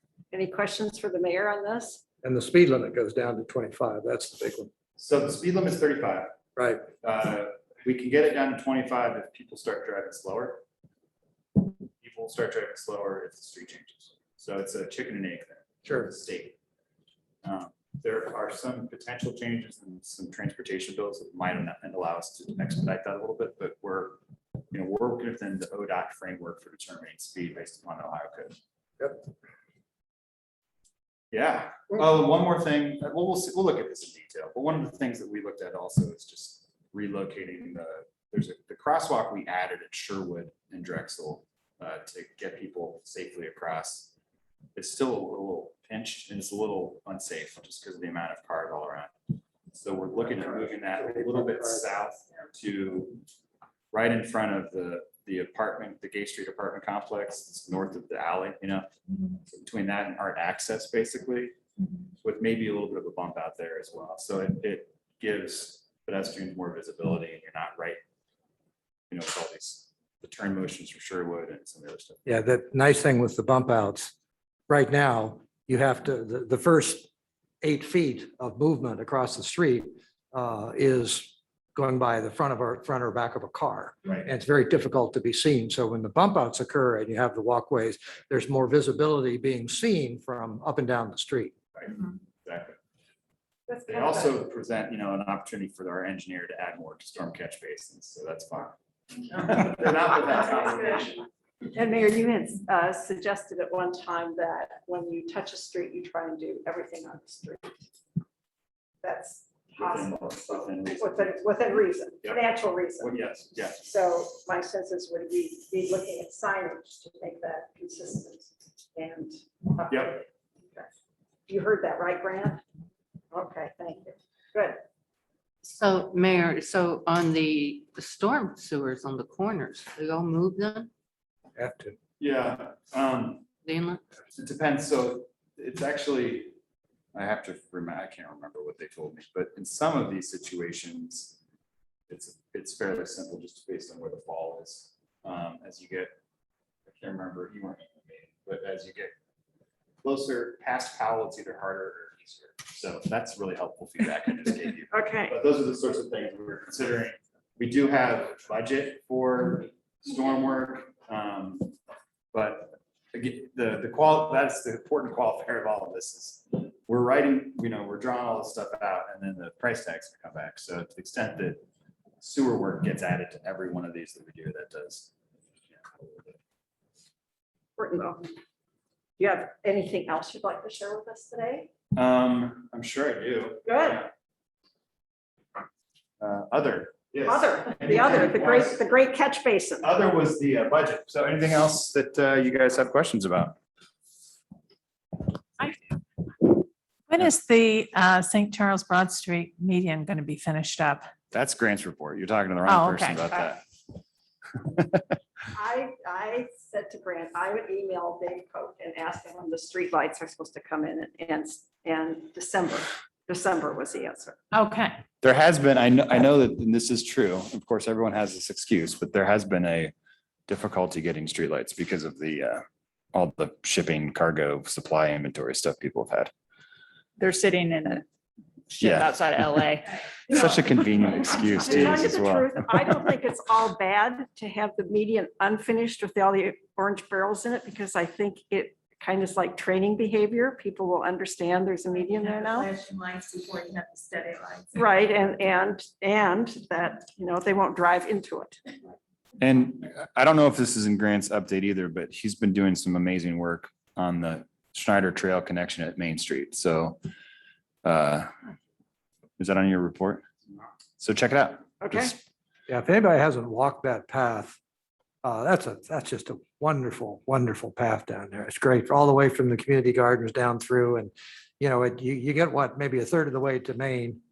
And then it kind of goes to, it's a little rugged, but you can still do it. But the paved part is just terrific. It's not rugged anymore.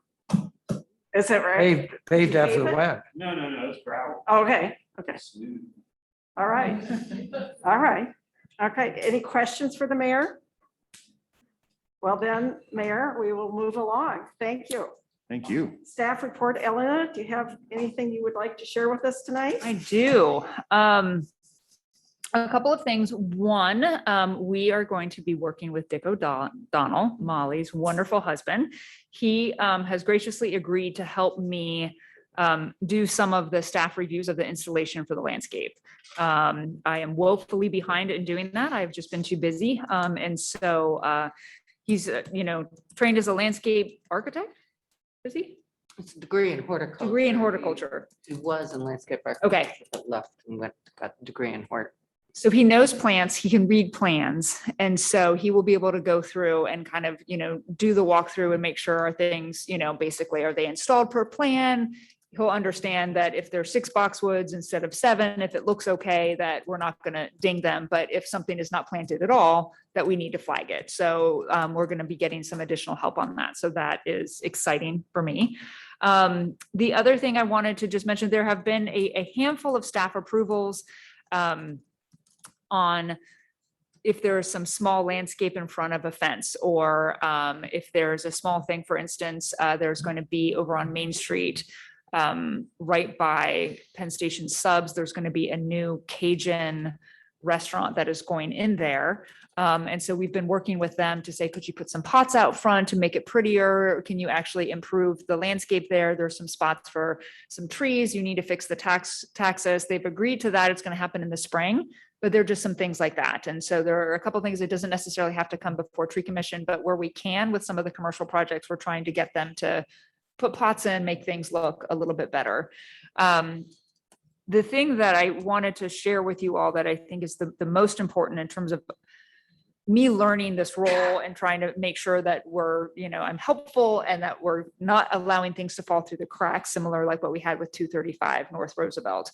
I am now going to be meeting with Kathy the Tuesday after each ARB meeting, and that we will go through all of the different projects and see if there's any landscape component that I need to be aware of, whether it's a new build or if it's a fence or if it's a variance or something like that. Just so, because I haven't, after I don't pay attention to the ARB and the city councils. I'm not reading through the agendas and looking at their findings of facts. And so just being able to sit down so that I can get a sense of what are the projects that are upcoming, as well as have an opportunity to review site plans with her that she might not be able to understand quite as well, and say, hey, have you thought about this? So we're going to be doing that. We did this past Tuesday. It was very helpful. There are a handful of new builds that are coming up. We found out that St. Charles has done a parking lot expansion that we haven't reviewed yet. And so we're able to flag that. So now on the east side of the building, they are planning a convocation center, as well as a parking lot expansion, west side. Thank you. The west side. And so something that I've already reached out to the architects to say, hey, we need to be able to review the landscape just so we can have the right hand talking to the left hand. Also along those lines, we have created a new application online that then goes into Viewpoint for a new build landscape residential application. So rather than just having a commercial and then rather than having residential, we're having something that says if it's a new build, so it can actually have all of those information, the material in it. And we've decided that after a project, if there's a project that the ARB has approved for demolition, they have 3 to 4 months. I was saying 4, Ben was saying 3, for them to turn in a landscape plan for approval. Oftentimes people don't want to go through the expense of preparing a landscape plan because they don't know if the architecture is going to be approved. They kind of, futz around with the site and the architect is like, I'll put a tree here. But then at least when people know still in that early planning stages of the ARB has approved it, okay, now that kicks into a clock where the tree commission, you have to submit your landscape plans so that we don't have some of the things that we're running into, for instance, the project, on Broad Street where we just can't get the landscape plan in and it's just, waiting and waiting and waiting. So slowly, I think we're getting a better process together. And just wanted to kind of share that with you in terms of we're trying to do some behind the scenes stuff with staff that we can make sure that we don't, look like we don't know what we're doing. I said to Elena the other day, It's do okay you not ever to, wake just up in don't the look like middle of the night wondering what this group did before you got there? She does wake up in the middle of the night. So any questions for Elena? If not, Grant, let's hear about what you're doing. I guess I'm on a busy year with all the new park stuff. The fall tree planting, as far as I know, that should be our last residential complaint. There has been Ardmore, but he has yet to respond to any of our contact efforts. Right now, the guys are stump grinding is in progress, and also putting up holiday lights up there at the circle. And Cassidy tree planting, Yard Barbers is doing that. I'm assuming it should be done here in the next few weeks. Okay. The Crab apples are all in, we're just waiting for the oak trees. Mayor, thinking of the crab apples and Grant's work really getting this project in a short period of time. Have you had any feedback from the group of residents that were concerned about the safety? Yeah, so I've received several pieces of very positive feedback about the good. tree plantings. And just being pleased with the comprehensiveness of the plantings. I've heard some people being upset about the fact that they're crab apples, but I weren't they like some We did, special variation? we did first agree on the hawthorns, but come to find out the nurseries weren't planting them anymore because they were not a good street tree. They didn't do well on the street. So that's why we went with the crab apples. They had the numbers that we had, and these are more of an upright. They're not going to fan out. They are supposed to be tolerant to any diseases, leaf diseases and stuff like that. So. You mean a notice? Or to explain what crab apple they're getting. Everybody thinks the ones that drop all the leaves. Yeah. No, Not desiccated by us. no, I don't think we did. No, we did not. Could you do that at the end of the project? Did you, thanking everybody for, just a summary to just say, we've now completed the project and this is about the crab apple. Here's the oak. The Latin name. So everybody has the same information. I'll write the letter for you, Grant. How's that? Sounds good. Okay. And, Happy New Year. Yeah, right. Okay. Anything else, Grant? The maintenance plan for the wall hardscapes, Yeah. I've spoke to the gentleman you gave, Lane. Lane. He also agrees that it's kind of a one-time thing. It's not something that we need to keep coming back and doing year after year. So we'll work with him to get that done. And the Google Docs. So I guess Susan and I discussed potentially next year also doing another tree walk and seeing where the trees that we did infill in your locations, and if you feel that there should be more trees infilled in those same locations, and possibly handing out iPads so we could all have the same Google Doc Right.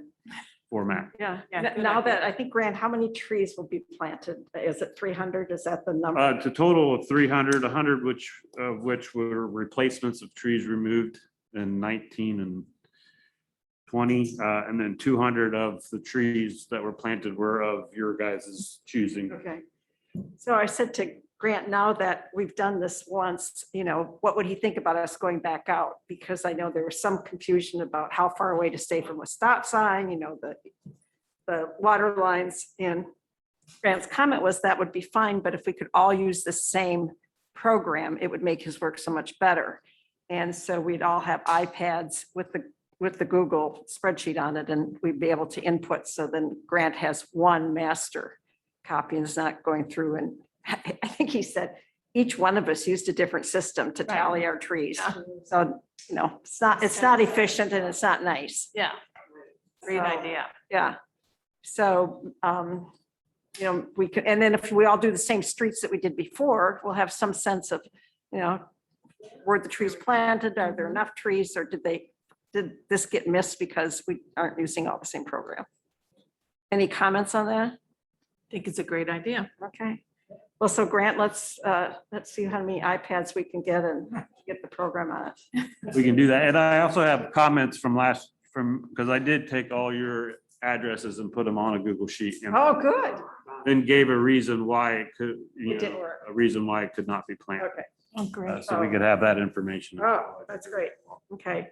So we could do that anytime, I guess. How many iPads do you have? I have 4 currently in my staff, but I know we have some at City Hall. iPads. I don't know.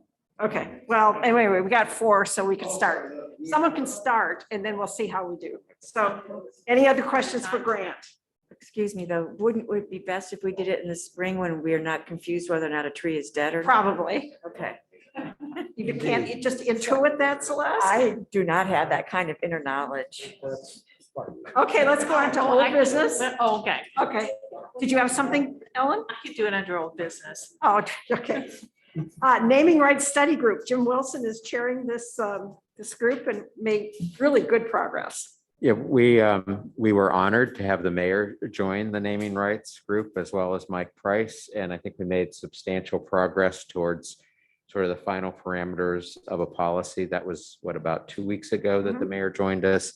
And I have done nothing with the policy since then, but we'll hopefully very soon revise the policy in a way that reflects the input of the mayor and Mike Price and the rest of the committee. So we will, I think the conclusion was that it ultimately needs to be presented to city council. And so we will undoubtedly bring the policy to this group and to the Parks and Recs Board for comment and hopefully support before that happens. I can't promise that you can celebrate the holidays by reviewing that policy, but we'll do our best. So then let's go on to the the urban tree canopy assessment assignments and see if.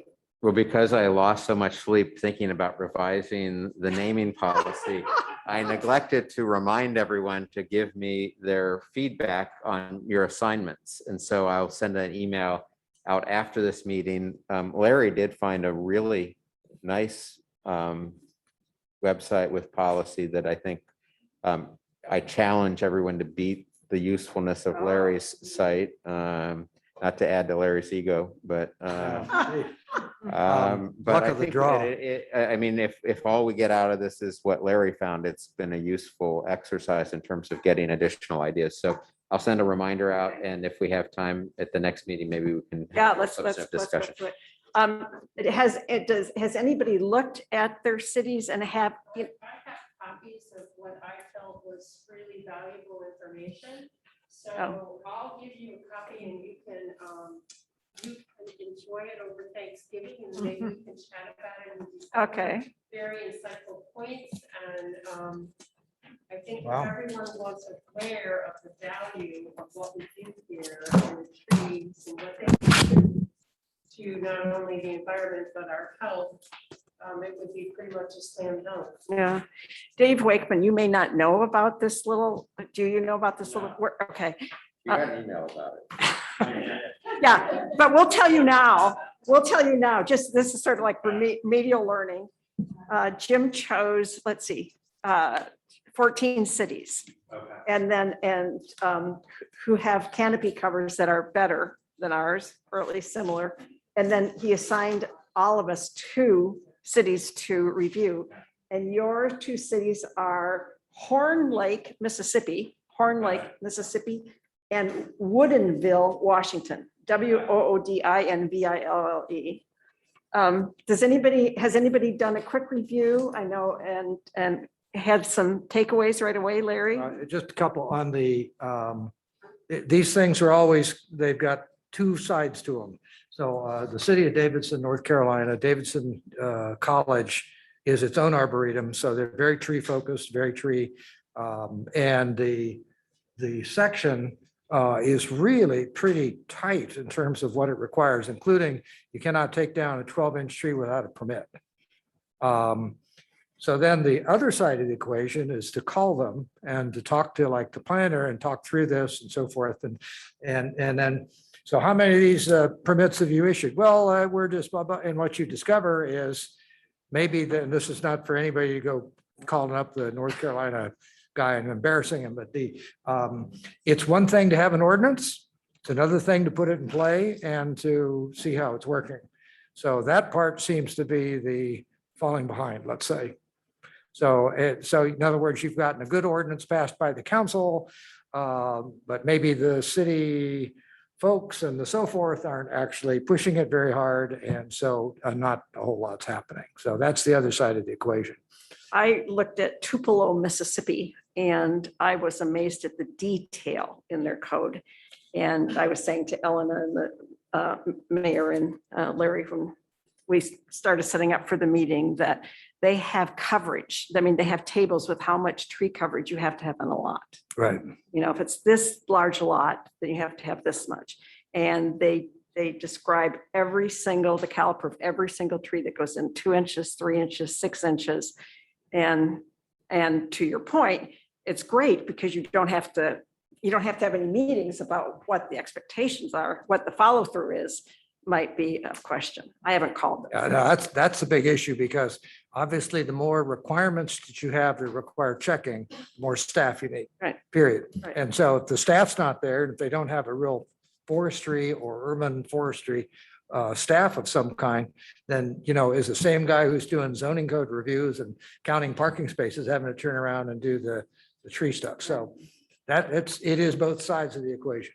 But we'll come back and talk more with more information in December. So I'd like to add one thing, that when I was looking for other committees like ours that would parallel in another city, I couldn't find anything, but I just had to keep on searching and looking underneath rocks.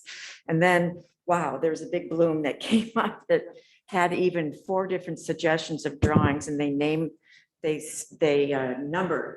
the kind of drawings that what kind of density and plants that they require of people, which is really helpful in conveying. Somebody who doesn't know what they're doing can use that as an example. right. So there, we're not going to talk about it today, but you've got a little bit of an overview. Larry sent me something electronically. Do you have anything electronic? Yeah. I am a master of cutting and pasting. Okay. Okay. Larry, you were gonna, if Elena can pull up the Cassidy and Fifth Avenue improvements. Right. If we got the plan, I hope. Yeah, we do. All right. A little foggy, a little fuzzy, but can that be, hopefully, well, that looks a little challenging. Yeah, no. That may be, it may not be blowable, uppable. Well, just a quick background. So they had their final WebEx review of their preferred alternative this last November the 9th. And what happens now is for the next 16 months will be the acquisition phase, the acquisition negotiation phase. So that'll run through April of 2023. Following that, construction would start in August of 2024 or 2023 and would take through December of 2024. So 17-month construction process. I think as we've talked about many times before, the acquisition would include the Rubin building at the southwest corner of Fifth and Cassidy. That goes. I don't know if they would try to do a partial on that, would make no sense. And then on the northeast corner of Fifth and Cassidy, right there, both apartment buildings and the little repair shop on the corner go. That gets converted into a retention basin, so it turns green.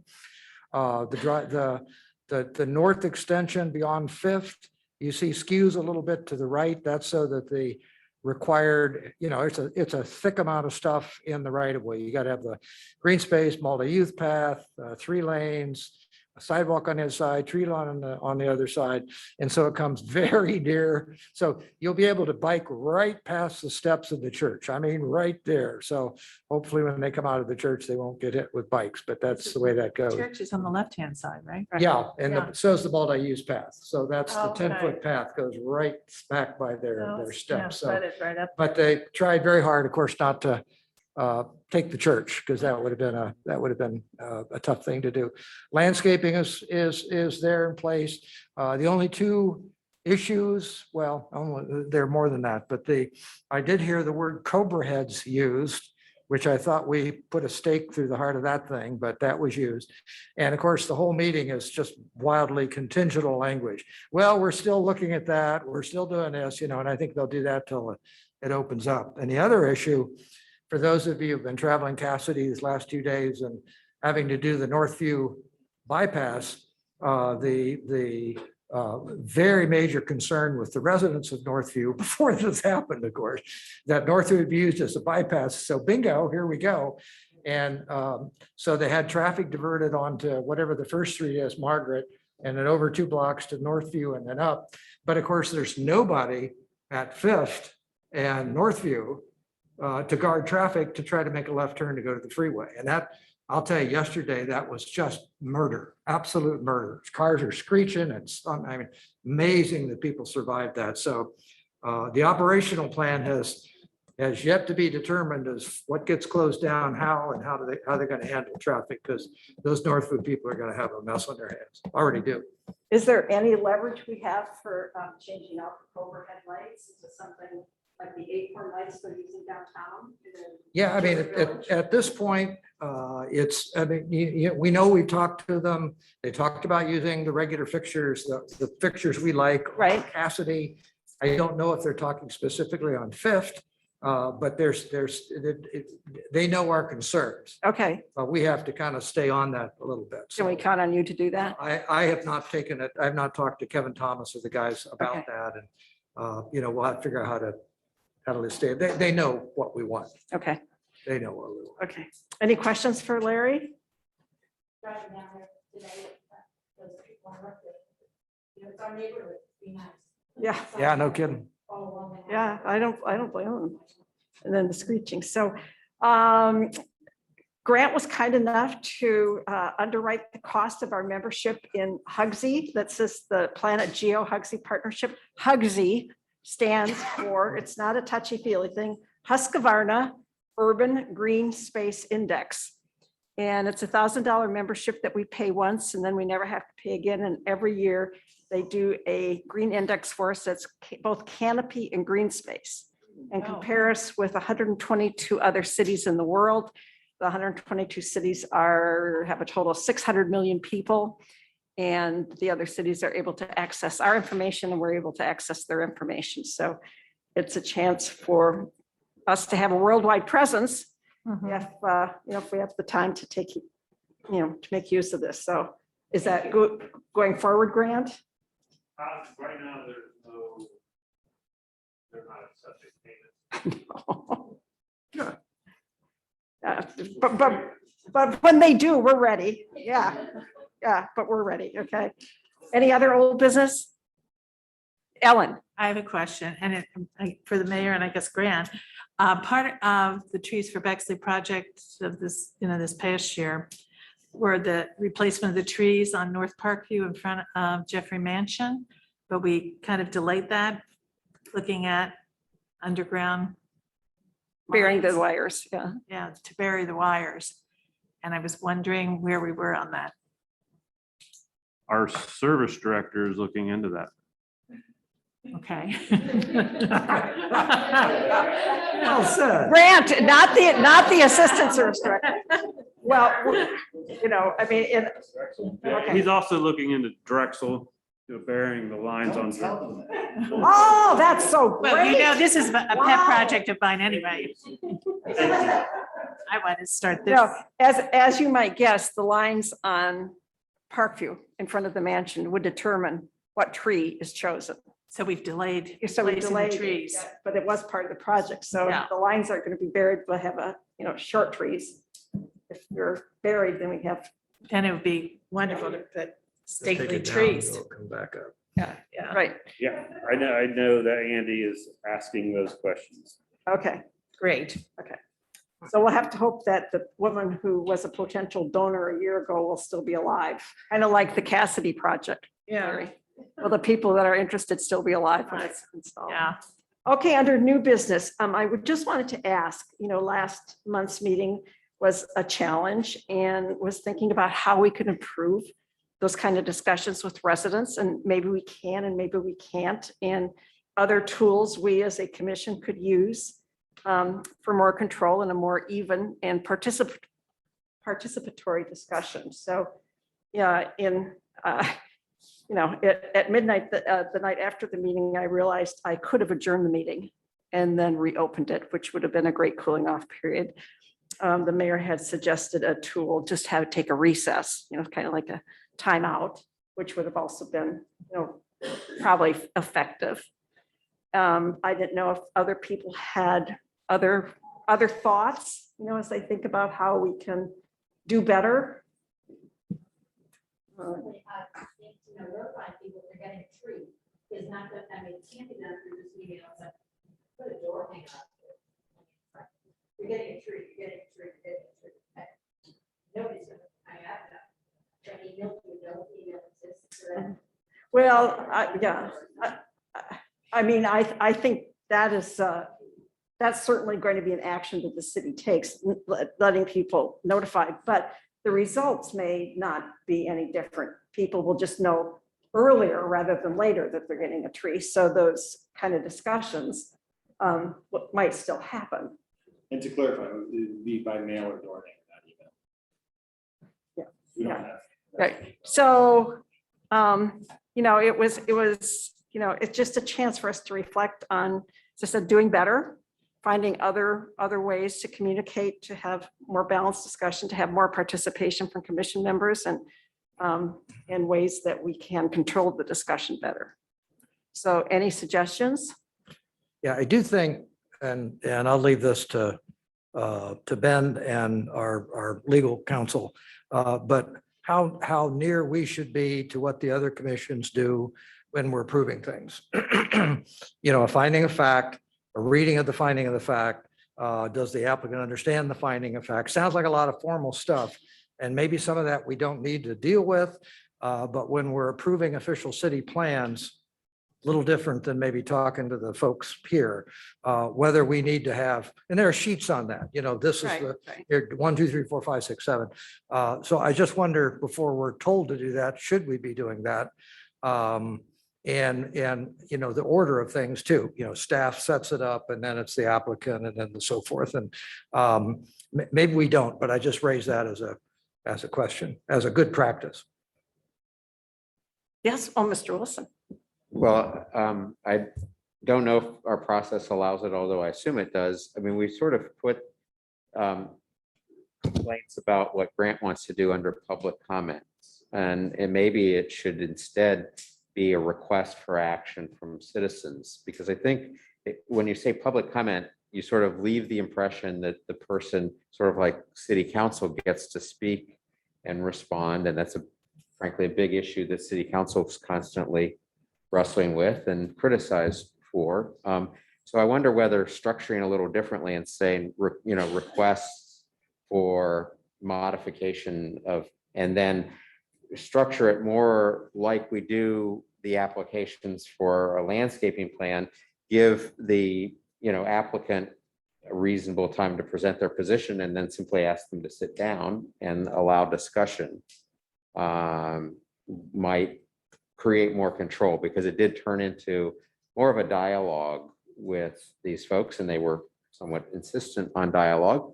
But if you're sitting down, it's a lot harder to sort of continue to engage in that dialogue. Could you see having an application for that process so that, the best word I can think of is an appeal. They're appealing a decision appeal. that we've made. Appeal of a decision we've made. So I could see maybe, an application much like the applications that are filled out for approval of the landscape plan.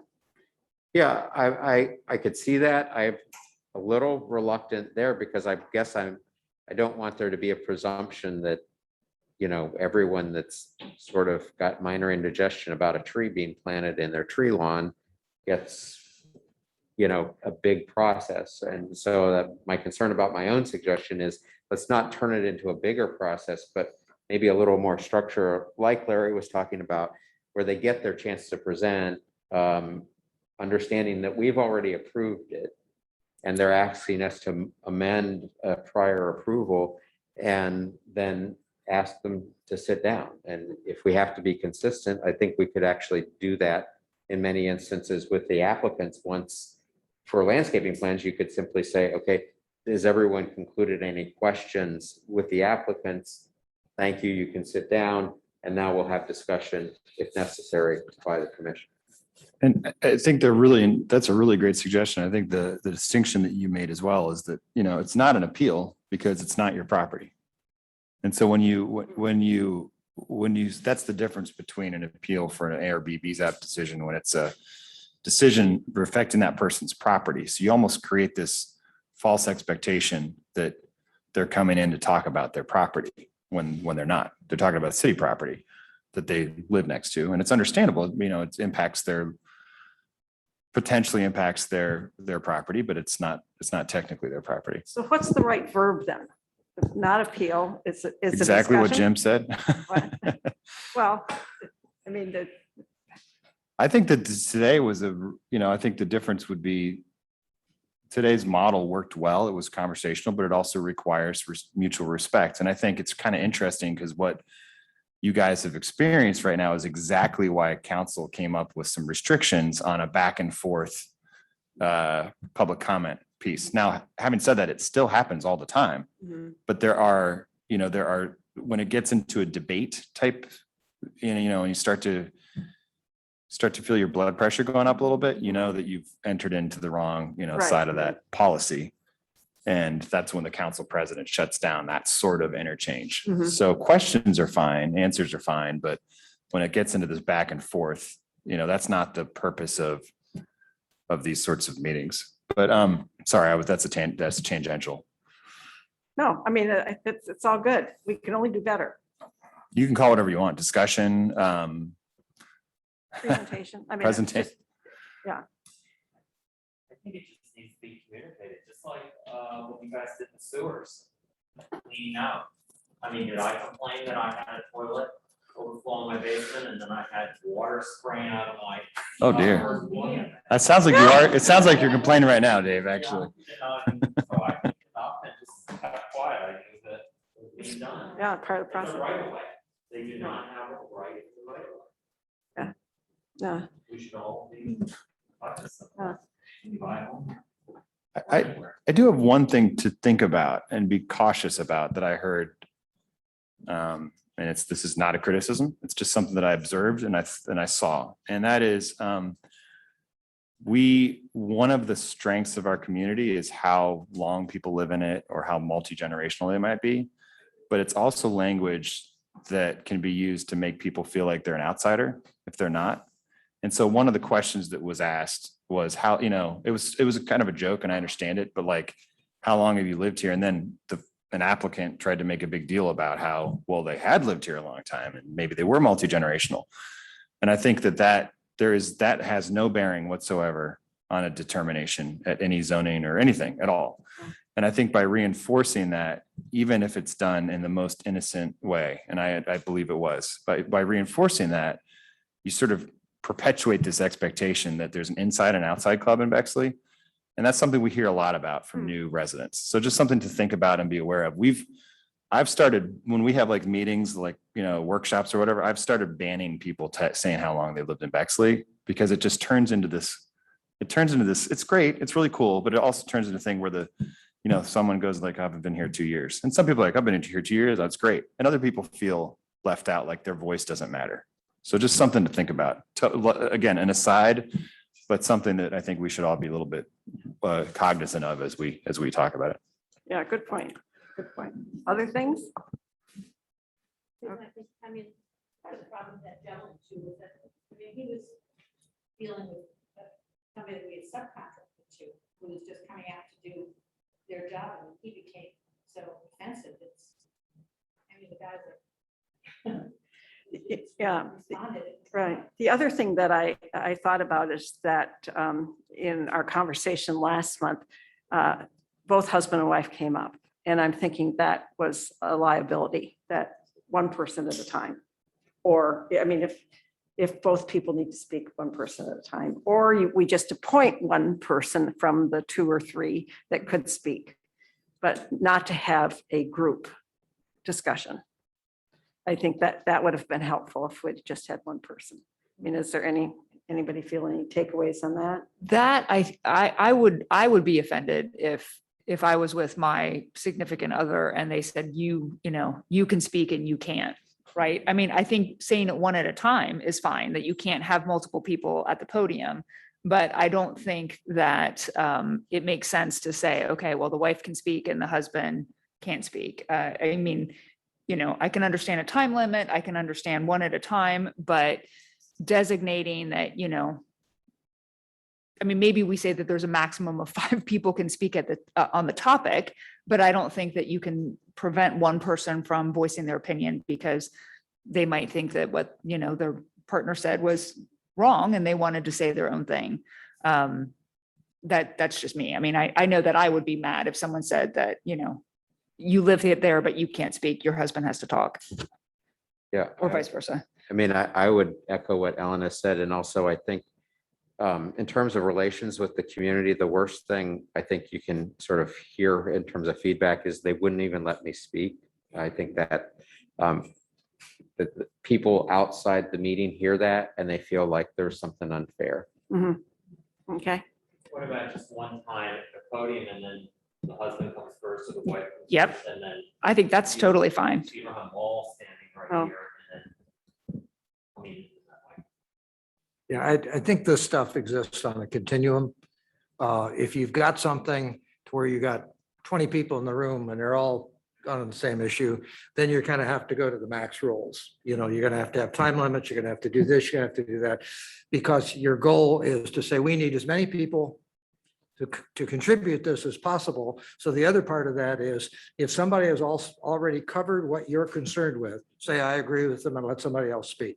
So it's about taking in information and being heard, but not just being heard. And so that becomes important. If it's just one couple out there and it gets a little outrageous, then as it gets outrageous, you have to tighten up the standards, kind of as it's going along. But I kind of agree that if we can be generally friendly about this stuff, so we don't look like we're big government, that's probably helpful. As long as we don't raise the legal issue, we are treating people differently from one occasion to the next. I mean, I know when we started on ARB and, all of a sudden we had to do all this, the friendly part kind of disappeared because it's like, the finding of facts and boom, boom, boom, boom, boom, boom, boom, it all had to be kind of nailed down and letter of the law kind of thing. And maybe that's fine because that's, a lot of those things are controversial. But boy, I'd sure opt for friendliness if we can get away with it for a while. Any other thoughts? You can. Yeah. You can. Okay, well, we'll work on some sort of protocol or procedure so that we can look at it next time and all agree on it. Well, and I think, Susan, I wasn't here, unfortunately, last month. I missed the fireworks. But I liked your introduction that you said, hey, this is what we're expecting. And we expect you to be civil and cordial. And, I think setting that, and if we have to have that, and just like, if that's just by rote, we say that every single time, it sets an expectation of like, hey, we expect this, but also we're going to be paying attention. They all of a sudden, it's like all of a sudden, that, okay, this isn't a substitute teacher that I can get away with. Right. This is someone who actually, we're going to be looking at this. And so, I thought that was very helpful what you did. It was very brief. And I thought that, both of them were clearly, neither of them wanted trees, but they weren't irate about it. They No. weren't. And Mrs. Liska, I think from him, Yes. backed off a little because of what she's already learned. Yeah, I think she really. I'm not like him. So- Yeah. Well, it's all about the order and the agenda.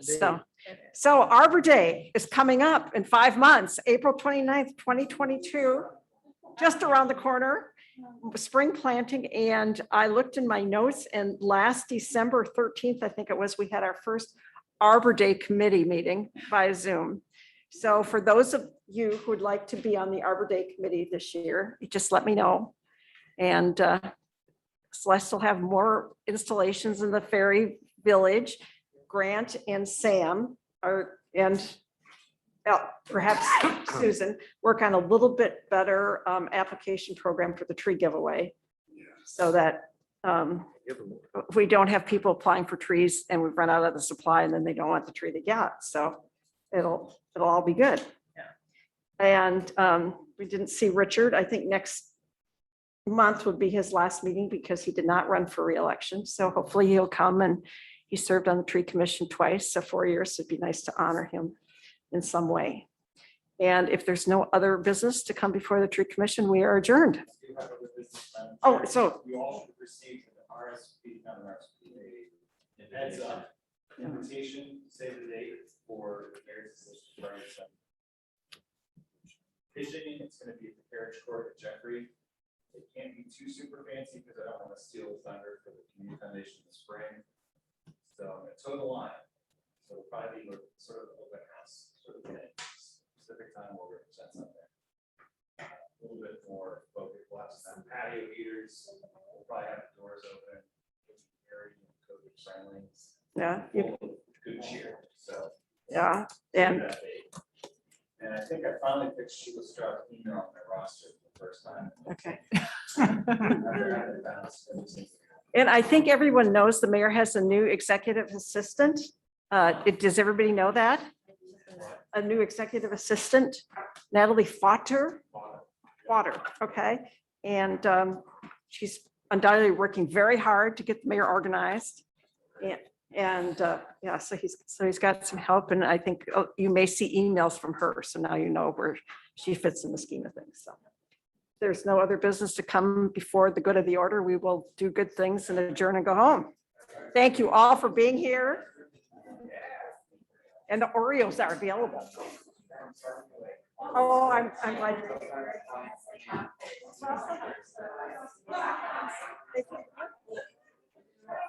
Yeah, that's right. So we'll get some of this. These cities on the bridge.